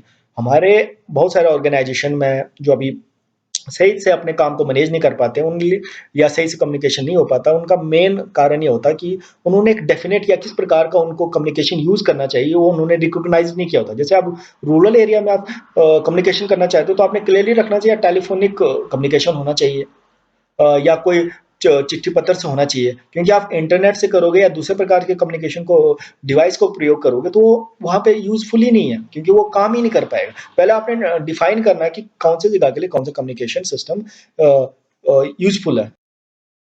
उसके बाद है the size of the organisation and distance between the members. कहने का अर्थ अगर ऑर्गेनाइजेशन आपकी बहुत बड़ी है, एक आपने उसका हेड, एक मेन जो हेडक्वार्टर आपने शिमला में रखा, दूसरा आपने कोई रूरल एरिया लाहौल स्पीति पांगी में रखा है, तो वहां से वहां के ले जाने के लिए कम्युनिकेशन में, एक तो ऑर्गेनाइजेशन आपकी बड़ी है और एक तो डिस्टेंस ज्यादा, तो कम्युनिकेशन होना बहुत मुश्किल हो जाता है। उस पर डिपेंड करता है कि आप किस प्रकार का डिवाइस यूज कर रहे हो कम्युनिकेशन करने के लिए। फिर difficulty in language already clear किया है कि जब भी आप हम कम्युनिकेशन कर रहे हैं या ऑर्गेनाइजेशन बड़ी है, तो ऑर्गेनाइजेशन जितनी बड़ी होगी, अलग अलग प्रकार के डाइवर्स लोग होंगे, तो डाइवर्स लैंग्वेजेस होंगी, तो वो अंडरस्टैंड करना मुश्किल हो जाता है। उसके बाद फॉर्म्स ऑफ ऑर्गेनाइजेशन, देखो विभिन्न प्रकार की ऑर्गेनाइजेशन होती है, फॉर्मल, इनफॉर्मल, तो वो डिपेंड करता है कि ऑर्गेनाइजेशन कौन सी है, कैसी है। तो अगर जितने विभिन्न प्रकार के ऑर्गेनाइजेशन हो, तो वहाँ पे प्रॉब्लम भी कम्युनिकेशन की ज़्यादा आती है। प्री एजम्पशन मैंने पहले ही कहा कि हम सभी लोग एक अपने माइंड में एक अपने आइडियोलॉजी होती है, एक पहले से एक्सेप्टेड आइडिया होता है जिसको हम उसी के आधार पे चलने की कोशिश करते हैं, चाहे वो दूसरी इन्फॉर्मेशन सही हो, सही सोर्स आ रही हो। तो प्री एजम्पशन जब तक रहता है किसी इंसान में, तो वो दूसरी इन्फॉर्मेशन को आसानी से एक्सेप्ट नहीं करता है। उसके बाद अनक्लियर ऑब्जेक्टिव्स, किसी भी ऑर्गेनाइजेशन के अंदर अगर क्लियर ऑब्जेक्टिव नहीं, उनके टारगेट क्या है या उद्देश्य क्या है, वो क्या करना चाहते हैं, किस प्रकार की सर्विस देना चाहते हैं, जब तक ये चीज़ें क्लियर नहीं है, तब तक जो कम्युनिकेशन में ये सारी चीज़ें बैरियर बनती रहेगी। जय स्टूडेंट्स, अब हम बढ़ रहे हैं नेक्स्ट टॉपिक की ओर जिसका नाम है लीडरशिप और हिंदी में बोलते हैं इसको नेतृत्व। तो लीडरशिप से पहले आपने थोड़ा इसका मीनिंग से जाने से पहले थोड़ा इंट्रोडक्शन लिखना है कि ऑर्गेनाइजेशन कैसे चलती है, ऑर्गेनाइजेशन के अंदर लीडर का क्या रोल है, थोड़ा सा ब्रीफ करना है अपनी भाषा में जो आप समझते हैं। तो फिर मीनिंग में कैसे जाएंगे? मीनिंग में जाने से पहले हम इसके कुछ डेफिनेशन है इनको थोड़ा पढ़ेंगे, उसके बाद एक ब्रीफ इंटरप्रिटेशन बनाएंगे कि लीडरशिप क्या होता है। जैसे कि टेरी क्या बोलता है, leadership is the activity of influencing people to strive willingly for mutual objectivity. कहने का अर्थ है, टेरी बोलता है कि लीडरशिप मतलब जब आप 10 या 50 लोग आपके साथ जुड़े हैं तो आपका प्रभाव ऐसा होना चाहिए, इन्फ्लुएंस करने आप ऐसा प्रभाव करें दूसरे लोगों के ऊपर कि वो लोग जो आप जिस काम को कराना चाहते हैं, जो आपने म्यूचुअली डिसाइड किया है, जो आपने ऑब्जेक्ट बनाया, जो उद्देश्य बनाया, वो विलिंगली वो लोग उसके साथ जुड़ के उस उद्देश्य को प्राप्त करने का प्रयास करें। According to Moni, the single defining quality of a leader is the ability to create and realize a vision. ये भी सेम ही चीज बोलता है, बोलता क्वालिटी लीडर का मतलब ये होता है कि वो एक विजन, एक ऑब्जेक्टिव जो तय करता है ना, करता है कि फ्यूचर में क्या होने वाला है या फ्यूचर में हम आज ऐसा करेंगे तो फ्यूचर में हमें ऐसा रिजल्ट देगा। तो इस प्रकार का विजन क्रिएट करना अपने फॉलोअर्स के बीच में, अपने ग्रुप के एसोसिएशन के लोग मेंबर्स के बीच में, कि वो लोग उस चीज को फॉलो करें और उस चीज को रियलाइज करें कि हम इस चीज को इतने सालों के बाद इस ऑब्जेक्टिव को हम पा सकते हैं। जब ऐसा दृश्य क्रिएट करता है कोई इंसान तो उसको बोलेंगे हम लीडर या लीडरशिप। अब हम बात करते हैं कुछ सोर्स ऑफ इन्फ्लुएंस की, किस प्रकार से एक लीडर जो है वो अपने फॉलोवर्स के ऊपर इन्फ्लुएंस कर सकता है, प्रभाव डाल सकता है। तो इसके अलग अलग तरीके या क्या क्या पावर है, किस पावर के थ्रू जो लीडर है अपने जो मेंबर्स है, फॉलोवर्स है, उन पे प्रभाव डाल सकता है। तो यहाँ पे कुछ जो दिए हुए कुछ टाइप्स वो जॉन फ्रेंच एंड बेट बेरट्रियम रेवन ने दिए हैं। तो ये है इस प्रकार से। पहला है कोरिसिव पावर। कोरिसिव पावर का मतलब होता है जब कोई लीडर अपने फॉलोवर्स से पनिशमेंट के डर के आधार पे जब उससे कोई काम करवाता है, तो ऐसी स्थिति में उसको बोलते हैं कोरिसिव पावर। क्लियर? बहुत सारे ऑर्गेनाइजेशन में ऐसा काम कराया जाता है विभिन्न प्रकार के डरों से, सैलरी को काटने से, प्रमोशन को काटने से, अलाउंसेस को काटने के डर से जब उनसे कोई काम कराया जाता है तो ऐसे पावर को बोलेंगे कोरिसिव पावर। उसके बाद रिवार्ड पावर। रिवार्ड का पावर जब कोई लीडर बोलता है कि अगर मेरे फॉलोअर्स इस काम को करेंगे तो मैं उनको इस प्रकार का प्रॉफिट दूंगा, इस प्रकार का रिवार्ड दूंगा, तो इसको बोलते हैं रिवार्ड पावर। नेक्स्ट है लेक्टिमेट पावर का मतलब होता है जब कानूनी तौर पे कोई लीडर कोई घोषणा करता है कि कोई ऑर्डर करता है तो वो फॉलोवर उस चीज को मानता है। ऐसी स्थिति में वो क्यों मानता है? क्योंकि उसको लगता है कि वो जो ऑर्डर मुझे दिया गया है, जो पावर मेरे लीडर को दी है गई है, वो एक कानून के तहत की है और एक कानून के तहत मुझे उस पावर को या उस ऑर्डर को मानना पड़ेगा। तो ऐसी स्थिति में इस प्रकार के प्रभाव को बोलेंगे लेगिटिमेट पावर। उसके बाद नेक्स्ट है एक्सपर्ट पावर। एक्सपर्ट पावर का अर्थ है कि कोई लीडर जो किसी काम में एक्सपर्ट है, स्किलफुल है, जो आपको लगता है ये बहुत ज्यादा जानकार है, बुद्धिमान है, तो ये मैं अगर इस काम को करूंगा तो ये काम अच्छा होगा। तो ऐसे पावर को बोलते हैं एक्सपर्ट पावर या ऐसे लीडरशिप को बोलेंगे एक्सपर्ट लीडरशिप। नेक्स्ट है रिफरेंट पावर। रिफरेंट का पावर मतलब है जब आप किसी इंसान को ऐसा अपना रोल मॉडल मानो या आपको लगे कि ये इंसान मेरे बुद्धि को चेंज कर सकता है, मेरे एक्सपीरियंस को चेंज कर सकता है, मेरे काम में मॉडिफिकेशन कर सकता है, तो जब आप किसी को रोल मानने लग पड़ोगे तो ऐसी स्थिति में उसको बोलेंगे रिफरेंट लीडर या रिफरेंट लीडरशिप पावर। तो ये कुछ प्रकार 4-5 प्रकार की इन्फ्लुएंसिंग जो वेज हैं जो एक लीडर जो अपने फॉलोवर्स को क्या करता है, उस पर इन्फ्लुएंस डालता है।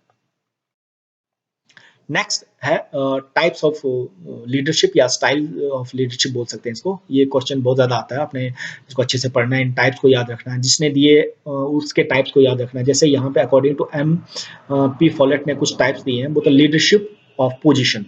लीडरशिप ऑफ पोजिशन का मतलब है कि जब किसी ऑर्गेनाइजेशन में लेक्टिमेट कानूनी तौर पर किसी को पोजिशन मिलती है, जैसे प्रधानमंत्री, प्रेसिडेंट, सीएम, एमएलए, कॉलेज में प्रिंसिपल, प्रोफेसर्स, जो उसके साथ स्टाफ, जिसको जिस पोजीशन पे किसी लेक्टिमेट कानून के तहत रखा जाता है और उसके बाद वो अपना अथॉरिटी को एग्जीक्यूट करता है, अपने पावर को एग्जीक्यूट करता है, तो उसके फॉलोअर जब उसको मानते हैं तो उस स्टाइल को बोलते हैं लीडरशिप ऑफ पोजीशन। ठीक है? उसके बाद है कुछ लीडरशिप होते हैं लीडरशिप ऑफ पर्सनैलिटी। देखो क्या किसी सोसाइटी में आपने देखा होगा कि आप बिना चुनाव के या बिना किसी कानूनी तौर पर उस इंसान को अपना लीडर मान लेते हो। वो इसलिए मानते हैं क्योंकि आपको लगता है कि इसकी पर्सनैलिटी इस प्रकार से। इसकी आइडियोलॉजी इस प्रकार से है। तो ऐसी स्थिति में बोलते हैं जब कोई लीडर अपनी लीडरशिप चलाता है तो लीडरशिप बाय पर्सनैलिटी, ठीक है? उसके बाद नेक्स्ट है सर लीडरशिप और फंक्शन। तो कहने का था कि जब आपके एरिया में कोई इंसान जो किसी फंक्शन में एक्सपर्ट हो, जैसे कि कई बार मैं गाँव पे देखा हुआ है, जहाँ पे अगर कोई डॉक्टर रिटायर्ड होके आता है या कोई ऐसा इंसान जो किसी काम में एक्सपर्ट होता है, इंजीनियर हो या किसी भी काम में एक्सपर्ट होता है, जहाँ पे बाकी लोग उस चीज़ को नहीं जानते हैं, तो उस काम के बेस पे, उस फंक्शन की, उस एक्सपर्टनेस के आधार पे जब वो हम किसी इंसान को अपना लीडर मान लेते हैं, तो उसको बोलते हैं लीडरशिप ऑफ फंक्शन। उसके बाद कुछ सम जनरल स्टाइल है, सामान्य स्टाइल है लीडरशिप के, जिनको हम पढ़ेंगे। ऑटोक्रेटिक लीडरशिप स्टाइल का मतलब होता है जैसे कि डिक्टेटरशिप, ठीक है? जब आप किसी को ज़बरदस्ती पनिशमेंट बेस पे कब किसी को अपने लीडरशिप स्टाइल चलाते हो, किसी से काम कराते हो, तो वो आती है आपकी ऑटोक्रेटिक स्टाइल। उसके बाद डेमोक्रेटिक स्टाइल में, डेमोक्रेटिक का मतलब क्या होता है? डेमोक्रेसी का मतलब है जब हम अपने लीडरशिप को चुन के भेजते हैं या सभी लोग उसको चुन के भेजते हैं, या पार्टिसिपेटिव गवर्नमेंट होती है, या जब वो लीडर किसी काम को करने में अपने फॉलोवर्स को भी भाग बनाता है, तो ऐसे सिस्टम में बोलते हैं डेमोक्रेटिक स्टाइल।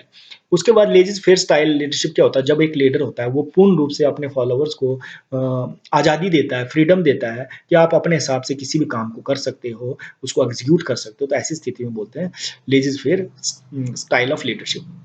नेक्स्ट है फॉर्मल लीडरशिप। तो आपने 2 प्रकार की ऑर्गेनाइजेशन पढ़ी होगी, एक होता है फॉर्मल जो किसी कानून, लेजिटिमेट, रिटन तरीके से बनती है।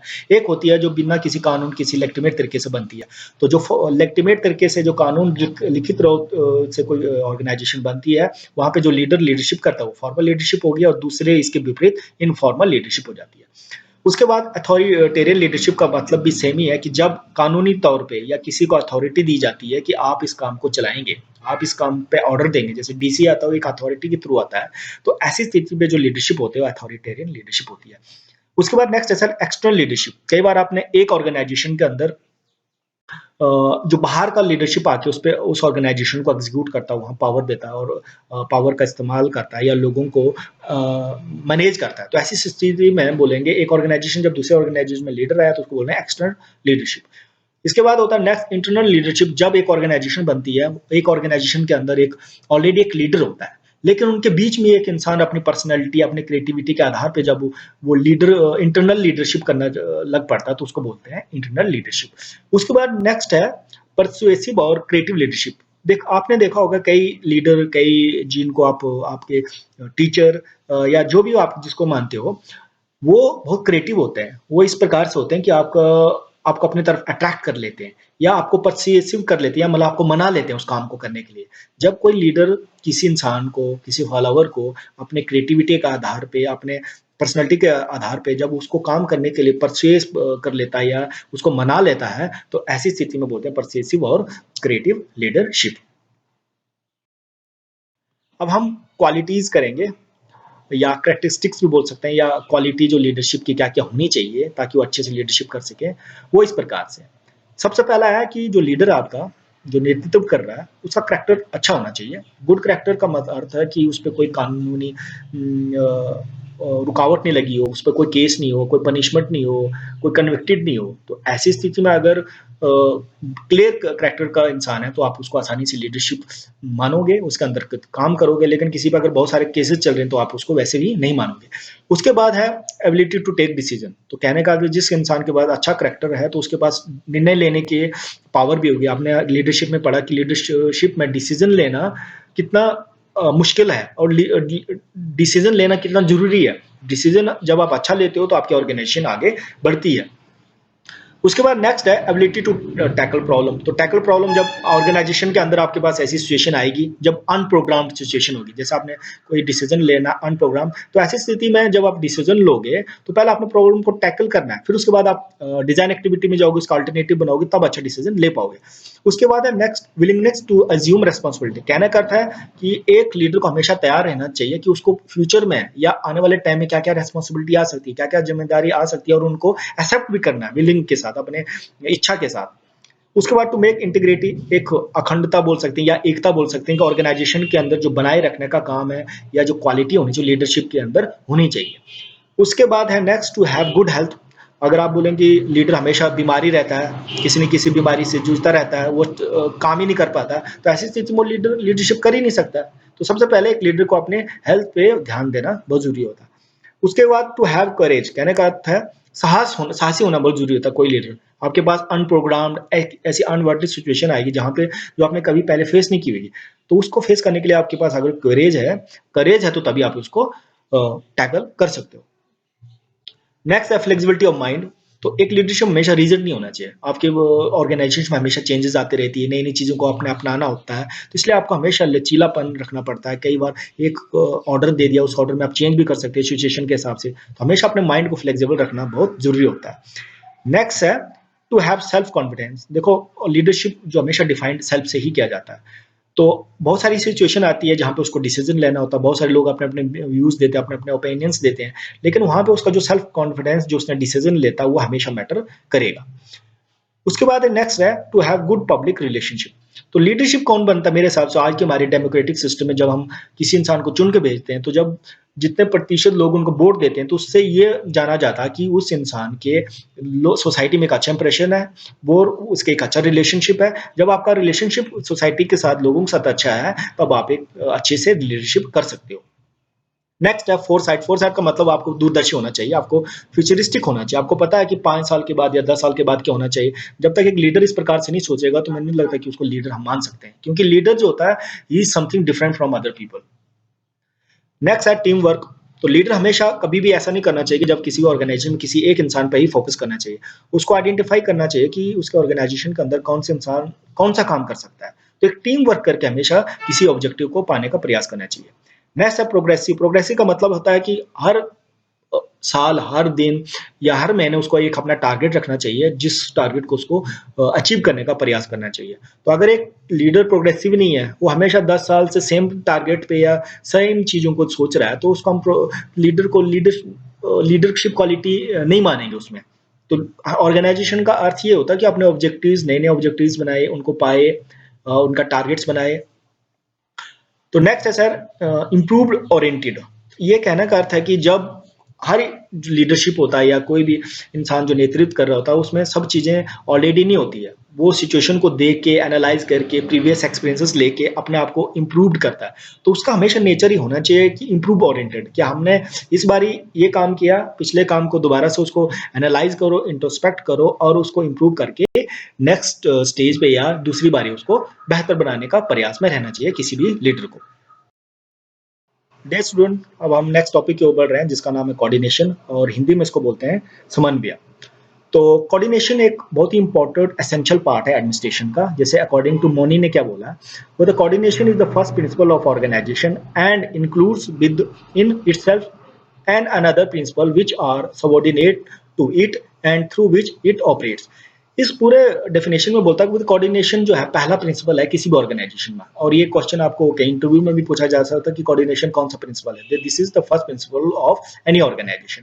और इसके साथ जो दूसरे प्रिंसिपल है ऑर्गेनाइजेशन को, उनको इसका सबऑर्डिनेट बनाया जाता है, और इसके अंतर्गत ही ये सारे जो प्रिंसिपल है कोऑर्डिनेशन के, ऑर्गेनाइजेशन के, ये फंक्शन करते हैं। ठीक है, तो जब तक कोऑर्डिनेशन नहीं है तब तक दूसरे प्रिंसिपल जो है फंक्शन ही नहीं कर पाएंगे। तो कोऑर्डिनेशन को दो भाषाओं में या दो टाइप से समझा जाता है, एक है पॉजिटिव वे में, एक नेगेटिव वे में। इसके दो अर्थ हैं। पॉजिटिव वे का मतलब है कि जब हम किसी ऑर्गेनाइजेशन में कॉपरेशन क्रिएट करते हैं, टीम वर्क क्रिएट करते हैं, दो से अधिक लोगों के बीच में, यूनिट्स के बीच में, तो ऐसी स्थिति में बोलेंगे कि हमने पॉजिटिव वे में कोऑर्डिनेशन बनाई। लेकिन कई बार आपने देखा होगा कई ऑर्गेनाइजेशन में जब कोई कॉन्फ्लिक्ट होता है, इनकंसिस्टेंसीज होती है, फ्रिक्शन होता है, ओवरलैपिंग होती है या डिस्प्यूट होता है, जब उन चीज़ों को, बुराइयों को दूर करने के लिए हम कोऑर्डिनेशन प्रोसेस चलाते हैं, तो वो बोलते हैं नेगेटिवली कोऑर्डिनेशन। ठीक है, जैसे कि according to J C Charlesworth ने क्या बोला है, coordination is the integration of several part into an orderly whole to achieve the purpose of the understanding.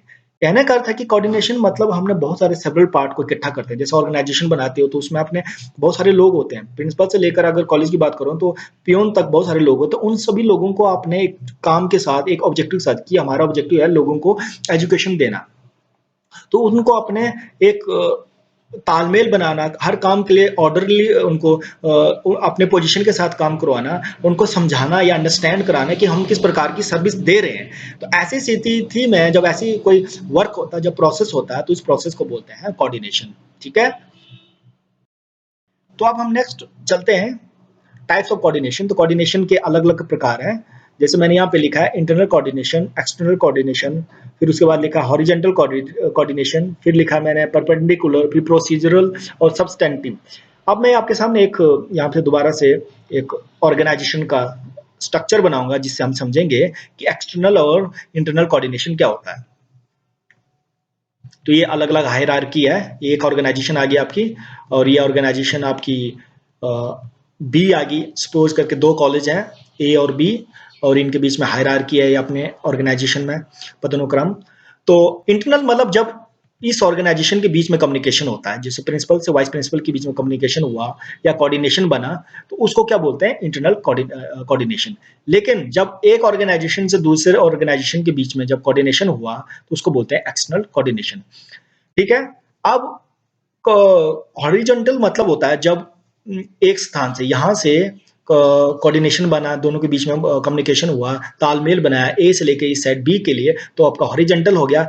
Perpendicular होता है जब आपको यहां से लेकर प्रिंसिपल से लेकर यहां के लिए वाइस प्रिंसिपल के लिए जब कोई बात चलती है, कोऑर्डिनेशन बनता है, तालमेल बनता है, तो उसको बोलते हैं परपेंडिकुलर।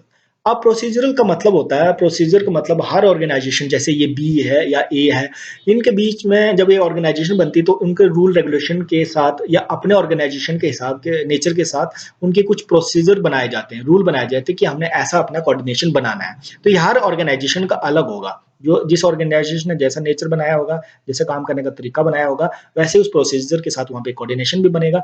दूसरा, सब्सटेंटिव का मतलब होता है सब्जेक्ट की, किस विषय पे। अब दोनों का विषय अलग हो सकता है। सपोज करते ये ऑर्गेनाइजेशन ए है, ये बी है, ये इंजीनियरिंग कॉलेज है, ये दूसरा जनरल कॉलेज है या साइंस कॉलेज बोलेंगे। तो कहने का अर्थ है कि दोनों कॉलेजेस का जो सब्सटेंस, जो सब्जेक्ट है वो अलग है, तो प्रोसीजर भी अलग होगा। तो इस प्रकार से ये टाइप्स हैं कोऑर्डिनेशन के। उसके बाद हम नेक्स्ट चलेंगे अब टेक्निक्स ऑफ कोऑर्डिनेशन की। टेक्निक्स बोल सकते हैं या आप बोल सकते हैं कि इंपॉर्टेंस क्या क्या होती है, कोऑर्डिनेशन क्यों बनाना जरूरी होता है, तो इस पे हम बात करेंगे। तो कोऑर्डिनेशन क्यों बनाना है, तालमेल क्यों बनाना है? ताकि जो हमने प्लानिंग की है या जो हमने ऑब्जेक्टिव्स बनाए हैं, जो टारगेट्स रखे हैं, उनको आसानी से अचीव कर सकें। जब आप कोऑपरेटिव एफर्ट्स देते हो, सभी लोग मिलकर काम करते हो, तो तब वो आपका जो प्लानिंग अच्छे से चलती है, प्लानिंग अच्छे से बनती है, ऑब्जेक्टिव आराम से अचीव होता है। उसके बाद नेक्स्ट है कनेक्टिंग ऑफ इंस्टीट्यूशनल डॉट्स। कहने का अर्थ है कि डॉट्स का मतलब अलग अलग ब्रांचेस, अलग अलग सेक्शन जो भी है उनको आपने कनेक्ट करना है। तो कनेक्ट करोगे, तालमेल बनाओगे, तो तभी आपका कोऑर्डिनेशन हुआ। उसके बाद नेक्स्ट है स्टैंडर्डाइजेशन। देखो, स्टैंडर्डाइजेशन मतलब आप एक मानक बनाओगे, आप एक स्तर बनाओगे कि इस स्तर के साथ, इस लेवल के साथ हमने काम करना है। तो उस लेवल में काम करने के लिए आपको कोऑर्डिनेशन बनना पड़ेगा। जब आपका कोऑर्डिनेशन बनेगा तो इससे आपकी जो ऑर्गेनाइजेशन अच्छे से फंक्शन करेगी और आपका ऑब्जेक्टिव आराम से अचीव हो जाएंगे। उसके बाद नेक्स्ट है सेंट्रलाइजेशन। देखो, कोऑर्डिनेशन में सेंट्रलाइजेशन क्यों इंपॉर्टेंट होता है? जैसे मैंने आपको यहाँ पे एक ये स्ट्रक्चर दिया, जैसे प्रिंसिपल है, तो प्रिंसिपल का काम है कि उसके बाद जितने भी हायरार्की में जितने भी लोग जो काम कर रहे हैं, तो उनके बीच में तालमेल बनेगा। तो तालमेल बनाने का काम कौन करता है? जो मेन काम होता है वो उसका हेड का, जो बॉस होता है इंस्टीट्यूशन का, जो ऑर्गेनाइजेशन का, तो उसका काम होता है। तो इसका मतलब है जो कोऑर्डिनेशन स्टार्ट होता है वो सेंट्रलाइजेशन की ओर ज्यादा फोकस करता है, क्योंकि हेड के पास ही पावर ज्यादा होती है कोऑर्डिनेशन बनाने की। उसके बाद कोऑर्डिनेशन कैसे बननी चाहिए? वर्बल और रिटर्न होनी चाहिए। वर्बल भी हो सकती है, बोल के भी हो सकती है, और रिटर्न जब आप ऑर्डर निकालते हो तो इस प्रकार से कोऑर्डिनेशन हो सकती है। उसके बाद हायरार्की। तो कोऑर्डिनेशन है, तो मैंने बोला कोऑर्डिनेशन किसके बीच में बनाना है? एक इंसान के बीच में तो कोऑर्डिनेशन बनेगी नहीं। जब आपके पास 20 लोग हैं, 20 को आप 20 पदों पे रखते हो, तो उनके बीच में तालमेल बनाते हो पोस्ट के हिसाब से, तो तब वो हो गया हायरार्किकल कोऑर्डिनेशन। उसके बाद रिमूवल ऑफ कॉन्फ्लिक्ट्स। तो डिस्प्यूट, कॉन्फ्लिक्ट्स, ओवरलैपिंग हमेशा हर ऑर्गेनाइजेशन में रहेगी, तो उन सभी को हमने दूर करना है। तो जब दूर करोगे तो आपकी ऑर्गेनाइजेशन अच्छे से काम करेगी। उसके बाद नेक्स्ट है सुपरविजन। सुपरविजन मतलब आपने जो भी हेड है उसको देखना है कि काम सही से चल रहा है कि नहीं चल रहा है। अगर किसी को कहीं पर प्रॉब्लम हो रही है तो उसको हेल्प करनी है, उसको ठीक करना है। तो ये भी एक बहुत ही इंपॉर्टेंट पार्ट है कोऑर्डिनेशन का। उसके बाद नेक्स्ट अचीवमेंट ऑफ गोल, ठीक है। कोऑर्डिनेशन मैंने जैसे बताया कि इंपॉर्टेंट भी है, और कोऑर्डिनेशन का मेन काम ही है कि आपने गोल को अचीव करना। तो अगर आपने कोऑर्डिनेशन बनाया, बहुत सारे चीज़ों को इकट्ठा किया, ह्यूमन रिसोर्स को किया, लेकिन आपका जो गोल है वही अचीव नहीं हो पा रहा, तो उसको कोऑर्डिनेशन बनाने का और इस ऑर्गेनाइजेशन बनाने का कोई भी फायदा नहीं होता है। उसके बाद नेक्स्ट है proper utilisation of time and money. तो कहने का अर्थ है, अगर आपका एक काम करने के लिए आपने 20 लोगों को जोड़ा है, तो 20 लोगों को क्यों जोड़ा? ताकि सब लोगों का एफर्ट आए, 20 लोगों का कैपेसिटी है, 20 लोगों का काम करने की क्षमता एक साथ जुड़े। जब आप उनके साथ कोऑर्डिनेशन तो किया है, कोऑर्डिनेशन बनाया है, तालमेल बनाया है, तो उससे क्या होगा? जो प्रॉपर यूटिलाइजेशन किस चीज का होगा? टाइम का। जब प्रॉपर यूटिलाइजेशन टाइम का होगा, तो उसके साथ आपको मनी भी कम लगेगा, तो दोनों चीजों की यहाँ पे बचत हो जाएगी। अब आपने करेंगे, जैसे इंपॉर्टेंस पढ़ लिया, टाइप्स पढ़ लिए, तो लेकिन कुछ कोऑर्डिनेशन इतना आसान नहीं है कि हर इंसान या हर लीडर कोऑर्डिनेशन क्रिएट नहीं कर सकता या बना नहीं सकता है। तो कुछ बहुत सारी जो हमारे पास हिंड्रेंसेस आती है, जो बाधाएं आती है, या कौन कौन सी सामान्य तौर से आ सकती है किसी भी ऑर्गेनाइजेशन में, उनको हम पढ़ेंगे यहाँ पे। सबसे पहला, ऑर्गेनाइजेशन में जब मैंने बात की कि बहुत सारे लोग जुड़े होते हैं, एक से अधिक लोग जुड़े होते हैं, जब जितनी संख्या ज़्यादा होती है तो उतने लोगों में डाइवर्सिटी, उनके बिहेवियर में डाइवर्सिटी होती है। तो वहाँ पे बिहेवियर में डाइवर्सिटी मतलब विभिन्नता होती है, तो अनसर्टेन बिहेवियर होता है। आप नहीं जान सकते हो कि आपने कोई रूल रेगुलेशन अप्लाई किया, कोई ऑर्डर जब उन्होंने आपने दिया, तो कितने लोगों का बिहेवियर कैसा है, वो क्या उसको मानेंगे नहीं मानेंगे। तो जितनी भी विभिन्नता होगी वहाँ अनसर्टेन बिहेवियर होगा। जब अनसर्टेन बिहेवियर होगा तो तब आपको कोऑर्डिनेशन बनाना आसान नहीं होगा। इसलिए बहुत इंपॉर्टेंट है कि आपने स्पैन ऑफ कंट्रोल है वो कम होना चाहिए, ज्यादा नहीं होना चाहिए। उसके बाद नेक्स्ट है lack of knowledge of worker. अब आपने जो लोग वहां रखे हैं, तो कोऑर्डिनेशन मतलब जब इंसान उस चीज को समझेगा, उस काम करने की इंपॉर्टेंस को समझेगा, उसको अंडरस्टैंड करेगा, उसको नॉलेज होगा, तभी वो कोऑर्डिनेशन बनाएगा। लेकिन उसको अगर नॉलेज ही नहीं है तो कोऑर्डिनेशन नहीं बनाएगा। उसके बाद नेक्स्ट है lack of administrative skills and techniques. तो अब ये तो बात थी वर्कर की। अब कई बार आपने देखा होगा कोई लीडर है जो आपका, उसमें ही एडमिनिस्ट्रेटिव स्किल्स नहीं है, वो उसको पता ही नहीं लगता कि आपने ऑर्गेनाइजेशन को कैसे मैनेज करना है, कैसे कंट्रोल करके रखना है। तो अगर ये स्किल नहीं है तो ऑर्गेनाइजेशन में कोऑर्डिनेशन बनाना बहुत मुश्किल हो जाता है। फिर नेक्स्ट है लार्ज स्पैन ऑफ कंट्रोल। मैंने पहले बोला था कि जितना ऑर्गेनाइजेशन बड़ा होगा वहां पे अनसर्टेन बिहेवियर होगा, ठीक है। जितने अलग लोग हैं, डाइवर्सिटी होगी, तो आप कोऑर्डिनेशन नहीं बना सकते। तो इसका मतलब है कि लार्ज आपके पास अगर आपका ऑर्गेनाइजेशन है, स्पैन ऑफ कंट्रोल ज्यादा है, तो आप वहां पे कोऑर्डिनेशन नहीं बना सकते। उसके बाद नेक्स्ट है lack of proper methods of working. तो कई ऑर्गेनाइजेशन में अभी ये डेफिनेट नहीं है, रिकॉग्नाइज नहीं किया कि उनको काम कैसे करना है। तो जब तक आपको पता ही नहीं है काम कैसे करना है, तो आप काम कैसे कराओगे? तो काम करने वाले कंफ्यूज और कराने वाला भी कंफ्यूज, ठीक है। तो जिससे कोऑर्डिनेशन नहीं बन पाता है। उसके बाद लैक ऑफ टेक्नोलॉजी। तो टेक्नोलॉजी आज के टाइम में बहुत जरूरी है। जब आपने कम्युनिकेशन करना है, किसी को काम भेजना है, तो वो तभी भेज पाओगे जब आपके पास टेक्नोलॉजी फास्ट है, जो सही समय पर सही लोगों के पास पहुंचे। तो जब तक नहीं पहुंचती है तो कोऑर्डिनेशन नहीं बन पाता है। लैक ऑफ अपडेशन, कहने का अर्थ है कि जो लोग अपडेशन आपके पास टेक्नोलॉजी यूज कर रहे हैं उसको अपडेट करना पड़ता है। जो लोग आपके पास काम कर रहे हैं उनको दोबारा से सिखाना पड़ता है, नई चीजों को ट्रेन करना पड़ता है। तो जब तक उनको अपडेट नहीं करोगे तब तक कोऑर्डिनेशन नहीं बन सकता। उसके बाद अनकोऑपरेटिव बिहेवियर। तो कई बार आपने देखा होगा ऑर्गेनाइजेशन में जब स्पैन ऑफ कंट्रोल बहुत ज्यादा होता है, कुछ लोगों का बिहेवियर पहले से होता है कि उनको कोऑपरेट करना ही नहीं, वो चाहते कि नहीं हमने ऑर्डर मानना ही नहीं है, हमने काम करना ही नहीं है। तो ऐसा बिहेवियर हमेशा आपको ऑर्गेनाइजेशन में मिलता ही रहेगा।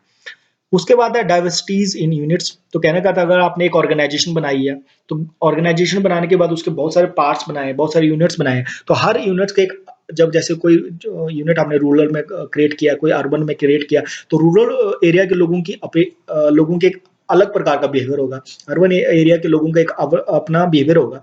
तो हमेशा डाइवर्सिटी रहती है यूनिट्स में। तो जितनी डाइवर्सिटीज रहती है उतना अनसर्टेन बिहेवियर रहता है और कोऑर्डिनेशन बनाना मुश्किल हो जाता है। उसके बाद नेक्स्ट है लैक ऑफ लीडरशिप क्वालिटी। तो मैंने पहले बोला कि लीडर ही जो दूसरों से काम करवाता है, लेकिन अगर कई लोगों के पास जो बेसिक लीडरशिप क्वालिटीज अगर वही नहीं है, तो वो लीडरशिप किसी भी कोऑर्डिनेशन में ना तो लीडरशिप कर सकता है, ना ही उनमें कोऑर्डिनेशन बना सकता है। तो इसी के साथ दोस्तों पूरा यूनिट खत्म हो चुका है। तो डियर फ्रेंड्स, अगर आपको ये लेक्चर अच्छा लगे तो उसको लाइक शेयर जरूर करें, और साथ में हमारे चैनल को सब्सक्राइब जरूर करें और प्रेस करें बेल आइकन को। तो इसी के साथ हमारा पूरा यूनिट, जैसे कि मैंने पहले बताया, खत्म हो चुका है यूनिट 4, और इसके साथ पूरा पेपर भी खत्म हो चुका है। तो पहले के 3 यूनिट्स के जो लिंक है मैं इस वीडियो के डिस्क्रिप्शन में दे दूंगा, वहां से आप क्लिक करके उनको देख सकते हो। तो साथ में मैं आपको बता दूं कि हम नया पेपर स्टार्ट करने जा रहे हैं, इंडियन एडमिनिस्ट्रेशन, जिसके लिए बहुत सारे स्टूडेंट ने रिक्वेस्ट की थी। तो आप सभी लोग हमारे साथ जुड़ते रहिए, और आप नेक्स्ट टाइम हम मिलेंगे इसके नेक्स्ट वीडियो में, जो कि है इंडियन एडमिनिस्ट्रेशन पेपर का।